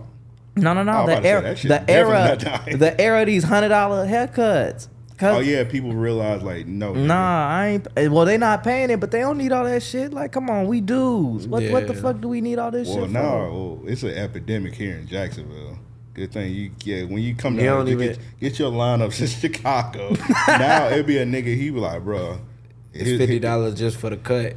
or like he like my cut 150. You like, bro, why your cut 150? Oh yeah. Hey man, I cut Nardo Wick hair. Like, for? yeah, What the fuck is that? I cut Nardo Wick hair one time, so my shit 150 though. Nah, get the fuck out of here, man. My uncle was talking about that shit, you know, and my uncle would get mad at me because you know I would come in with my hair twisted. So so it's two uncles that cut. So it's one that's actually in the shop and one that does it at the crib. So the one that do it at the shop, he used to get mad at me because he's like, man, fuck you coming in here needing some extra shit. I'm trying to get the $15 holla. I'm trying to cut you real quick, get you the fuck about the chair. You know, he was like, Man of his business. Exactly. He trying to get motherfuckers because you know you got to pay $150 a week for that booth. Straight up. So he like, man, I'm trying to make this fucking money. I'm trying to cut these 10 heads and get the fuck on so I can start making my own money. But Straight up. you know, think about it. You know, and my other uncle that was cutting out the house, he was like, man, I could cut 3 heads in a day and I'm done. Yeah. He was like, I'm trying to get the fuck out of here. He was Yeah. I'm trying to enjoy the rest of my time. I'm not trying to stand in no shop all day, you know, making $15 a cut. He was like, He was like, that shit doing way too much, you know. Yeah. And I get what niggas, you know, ideal was, but I mean, all that stuff that they was teaching them in barber school, I'm like, it's unnecessary. Niggas is simple. They just want to cut and go. Like, they trying to get the fuck on with their life. They don't want to sit in the shop for... We already got to sit in that motherfucker sometimes for 2.5 hours, so why the fuck would I sit in the chair for another hour and a half? With an appointment. With the motherfucking appointment. Yeah, you gotta That's think. when I be ready to box. You nigga. gotta think. Do y'all ever look for a barber's license? Nah. Damn. You got the license on the wall, nigga? No. I'm gonna be honest. When I see one, I'll be happy. I be surprised. I'll be I like, don't be caring. Damn, that nigga certified. Yeah, I say Well, he okay. is good. He is good. Like Nah, y'all. just in the sense, like in case the police run in this motherfucker, I ain't gonna have to Yeah. walk out half a cut. Man, let me tell y'all something. This nigga named Larry started a barber college in Chicago. I see a certificate. Them niggas run from any of them Larry's barber college certificates. The nigga was selling them. Them niggas didn't learn how to cut hair.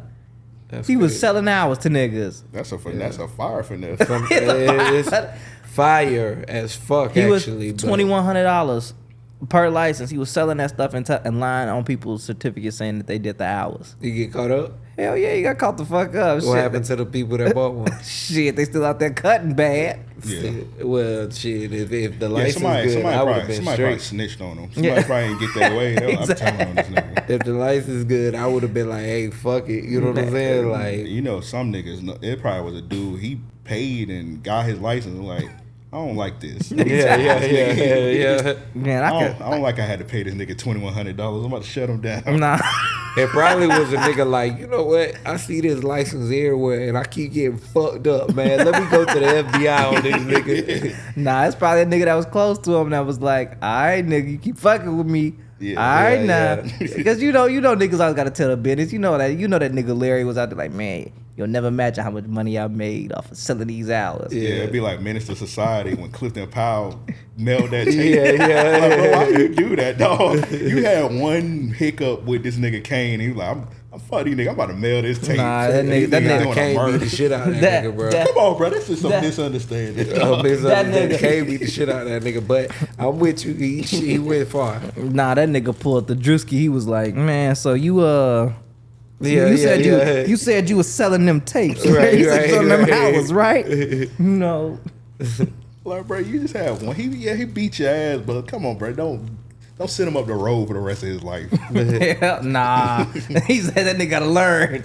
Sit his ass down. Clifton Powell was wild, and he was like all over Jada. Like, you got your ass beat because you were trying to fill up on her. So there you go.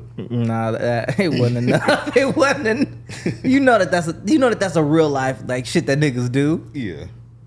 They were like, man, we know snitching, but I'm gonna get you up out of here. Exactly.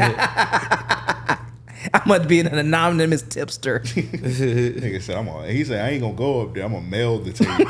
Nigga put a stamp on that bitch. Nah, see, and I'm gonna tell y'all something. Niggas is finna be snitching like Charleston White soon. Niggas is finna really be out here snitching like him soon. I feel like niggas already be snitching like him. They just don't go on IG Live and do it like him. You ain't lying. I mean, I think that. Yeah, niggas. Yeah, I think Boondocks was right. Yeah, it's a snitch in every party, snitching on everybody.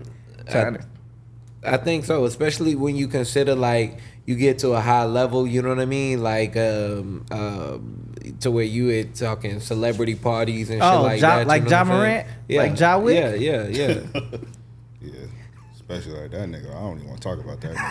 It's like, yo, how much will you give me for this? I ain't making no money being here with this nigga. You know what I'm saying? You want to know what's kind of crazy about that second video? That the instant that the nigga started toting, the nigga tried to move the camera fast. He said, "Oop," And he cut the nigga off. Exactly. So my thing, I'm like, bro. First of all, you know that the nigga is on live. Yeah. Why do you think that is? See, it's that NBA young boy. Yeah, it's that young boy music. I said that young boy music possessed him. It's like a puppet, like. And you know what? That's one motherfucker that it's wild if you let that nigga possess you. You let his music, work your way, and you get the NBA YoungBoy spirit going on. NBA YoungBoy ain't acknowledged that nigga yet. He ain't say shout out my nigga Ja. He was like he ain't put no money. He ain't say nah, man. I ain't trying to be an influence. But no, he literally got his ass online and said, I am not an influence. People should not be influenced by me. YoungBoy probably looking at that nigga like, bro, this nigga weird. For real. This nigga 22. Be an adult, nigga. Yeah. Grow the fuck up. Like it's just music. Like what the fuck is wrong with? That's just wild when a nigga say I'm in the hills, man. I don't. That shit wild when a motherfucker say, hey, something influenced me about this person. Them niggas be like, it's just music or just a book. Like, what the fuck is wrong? Hey, man, everybody done been driving down the highway listening to some crazy shit and just start speeding. Yeah. But it don't be a particular artist. It just be like, this shit got me going. Look, I feel like everybody has a moment to where it's like, okay, I'm doing something and this song gets me amped up. It gets me like in this mindset. It might have feed into some of my emotions type shit, right? But to be like, hey, I'm finna lose my goddamn mind over that's crazy to me. You know what I'm saying? Try doing that shit. Try playing trap music while you in the car with a girl. Scariest thing that'll ever happen to you in your motherfucking life. I'm telling you, turn on Fat Gucci back in the day or Fat Trill at maximum volume when you're in the car with a girl. I promise you'll be scared shitless. You'll be scared fucking shitless. Oh, she gonna scare you. Yeah. Oh, no, I put on some sexy red. Nah. Nah, I don't even. I would have said Glorilla. Put some Glorilla. And she put that seat all the way up. Yeah, get the seatbelt in the back and put that straight down. Nah, they be turning the thugs when that music come on. You know, they be going crazy. Nah, I get that video that nigga was talking about was true shit. I have been in a car with women before who you know they turn into a whole nother person when that trap music come on. And I told her to turn on some goddamn R&B. I said, can we listen to some Usher? Don't you want to turn on? Nah. I don't want to listen to that shit. We need to go. Nah, we need to keep it going. Keep what going? I'm like, you doing like 120 on the expressway? Can we slow down? She like, what? We gonna get to where we going fast? Nah, I want to get that safe. I don't want to get that fast. So can we like just turn the vibe down? You know, I'll turn on some Usher. She's no. Turn on to some soft rap. Them trap or die assholes. Okay. Does your mama know you a fucking thug? Yeah, look, I remember I was out with a girl one time and she was throwing up gang signs outside the Walmart. Oh, come on. I said, I'll get an Uber. I would have been like, let me out this fucking car. I don't even know if I could drop you off, Shawty. Nah, I was in the car with her. I told her. Oh, yeah. Drop me the fuck off. Oh, don't drop me off at the crib. Drop me off down the street. You know what I mean? I said, okay, Griselda. All right. Like, yeah, drop me off down the street and I'm going to block your number. Yeah.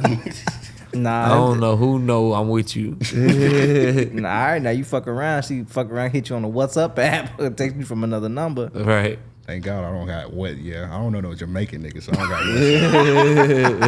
got all my people is in America. That's funny as hell. What the fuck? So I don't need WhatsApp. That's what the Jamaican niggas are, right? I don't need that. Yeah, I mean any international. This nigga. Mostly Jamaicans, but I don't know no. Why Jamaicans in particular? Could they be on that shit? Why y'all acting like Jamaicans don't be on that bitch? Them and the Chinese. Doing what? Selling that shit. Posting conspiracy theories. Posting masks. Talking on the wire and the mask is give you COVID or some shit like that. Jamaicans are doing that? Yeah. Man, this nigga on media takeout. Let me stop because I might low key sound like a batch of Jamaicans. Bro, you are. I hope Josh and them be. What's wild is I don't think he gonna talk about, you know, they promoting a job or something. This nigga talking about they push conspiracy theories. Like what the fuck? Where'd you even get that from? Niggas know Jamaican niggas. Where did the connection come from? Hey, these are views that are not shared by both hosts of RAOP. Man, whatever, man. Those are Amp's views, not the podcast views. His ass said they be on there. That's crazy, man. I ain't worried about y'all, man. This episode is actually 2 hours. We're gonna wrap this up, man. Damn, we been here in this bitch for 2 hours. Man, dog, it's been a hell of an episode, bro. I feel like we got to touch on a little bit of everything, man. And shit, we can see how deep you get into everything you into, man. I can talk about anything. That's the fucked up part. This has been a fun ass. Yeah, it didn't feel like 2 hours, but Jay, go ahead and promote all your shit, your music. You barely talked about your music, man. But look, people gonna tap in your shit just off your personality. Look, this is Random Acts of Podcasts. I expected some random ass shit. Look, y'all know how many podcasts, how many episodes of this that I didn't watch just to do research on this? I'm like, this shit finna be random as fuck. And I'm a random ass nigga. Y'all think y'all thought I sent that 150 for no reason? Shit. But yeah, everybody follow me. My name is spelled weird as fuck, cause I wish I could tell the story. We ain't got no more time. It's 2 hours. It's gonna pop up on the screen. It's gonna pop up on the screen. Oh, okay. So it's J.E. last name Holston. You know, follow me on Instagram. Follow me on Twitter, TikTok. You know, stream all my shit. You know, I just had a single came out. That's called Sucker Busters. Stream it. I need money. I got 3 mouths to feed. You know, help the homeless. So yeah, just you know, save a nigga. You know. Nah, man, I definitely checked out some of the records, man. Man, you got some good shit for sure. Oh, thank you. Yeah, man. Yeah. So, are you going to be dropping more singles? Or we getting a project soon? Yeah, y'all getting a project in the fall. Okay. Just wait, man. This is why I got this fucking mask. This mask is literally like life. This is my fucking life. Like it's all superhero based, but like anti-hero. So Got you. I'm like, I want to write a comic book. I'm working on it. You know, I already got my artist in mind on who's gonna do it, but I'm gonna make this album and then it's gonna abridge off and then be a comic book and then, you know, it's gonna lead into the next album. Like, it's gonna be, you know. That'll be dope. Man, I'm just trying to get it together. You know, working a 9 to 5 and being an artist is very, very difficult. And then being a dad makes it even worse because, you know, my kids, they don't notice that I'm gone. But, you know, like right now, they don't notice that I'm gone. But then, you know, they're going to be like, hey, I have a dad today. Woo. Yeah. When you it's blow a lot up, to when you juggle. blow up, it's gonna benefit them. Yeah. They don't realize It's going to benefit them, but I'm going to be like them wrestlers. Be talking about some, I'm only home 10 days a year. I'm gone 60 days of the year. I'm only home for 5 days. Right. I'm finna start taking pills and going to party. Go that far. Nah, Just be yeah, like, nah. just tell the kids you want to cry on the school bus or cry on the Bentley. Yeah. They'll. I ain't gonna put them in no. Well, I might, but because I love Damn, my kids. Jackie Chan. Nah, you should have said Shaq, because Shaq the worst. Yeah, Shaq did. Shaq and Floyd Mayweather, them the niggas is the worst. Bill Gates too. Bill Gates did his son dirty. He do all. Well, Yeah, of course. Yeah. First of all, I didn't even know that Bill Gates had sex. So this alone is just Yeah, a he shocker to got me. a couple kids. He got a couple He kids got a bill, so you know. willingly. Hey man, billionaires gotta have fun too. This is a billionaire. I see Bill Gates, you know, in Atlantic City. If I was Bill, man, I'd be talking too much shit. I'd be everywhere. I'm Bill the billionaire. You know what I'm saying? Bill the I'll be billionaire. like Zion. Like, yo, yeah. But Zion, he doing it wrong. Did you hear another girl just came out today? I'm gonna be honest. I muted bro name, so I got tired of saying it. I was like, all right, that's enough. Yeah, that's enough of the shenanigans. Like, all right, we get it, bro. You get coochie.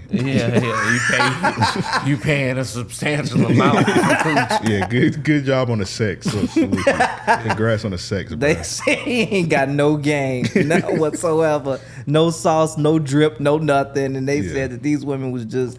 You should have known he had on a Dragon Ball Z vest. No, he had on a tweed shirt with a turtleneck underneath. The colors didn't even match. It was like a blue turtleneck with a tweed like blazer on and some jeans. At the end of the day, he is from South Carolina. Sorry, South Carolina viewers, but y'all do be wearing insane outfits. That goes without saying. You don't even. Shout out Mo and Mike. And you beat out because you be acting like you ain't from South Carolina. You from South Carolina. That's disrespectful. Yeah, exactly as fuck. Like you said that shit looked dead in the camera and was like, because they be lying. nah, he be lying. What if he telling? like- What if he telling niggas? He said he from North Carolina. We know he from South Carolina. He from Sumter. Something. He from Green. He from Monk's Corner. Hey, I ain't even finna hold you. I can't name a major city in South Carolina. Greenville probably would be. I mean, that ain't even, that's a known city. I would say it ain't like a popular city. I would say, but what's the one where Bike Week's at?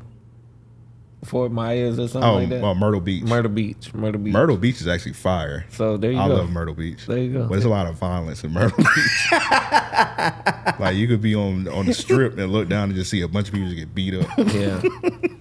Hey, yo, that's fucked up. That's Don't how tell me Myrtle that. That means that American Horror Story season was really real. Yeah, just be careful, bro. When you go to Myrtle Beach, I love Myrtle Beach. They said it's a bunch of crackheads in Myrtle Beach. No, They be leaning. Just let's ignore not be them. let's not be disrespectful. Just ignore them. That's what I don't want to get beat up by a resident or a crackhead. Are you going to Myrtle Beach anytime soon? I don't know, man, but Look, I might find my way in South Carolina. Talking about a resident or a crackhead. How a crackhead gonna hear this? Hey, shit, you never know. Going to the library and checking this out. Them niggas be, They got a way of finding shit out. you know what I'm saying? They just be walking the beach like somebody talking about me. Them niggas got a cell phone They in be their having boot. phones. Yeah. That bitch be having service on it too.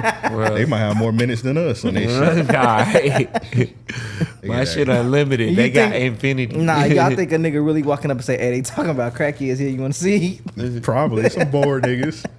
Hey, bro, they talking about you on here. Listen to this. This is the 2 hour mark. They talking about your ass right here, man. But Jay, man, we appreciate you. You already shouted your social medias out, right? Yeah.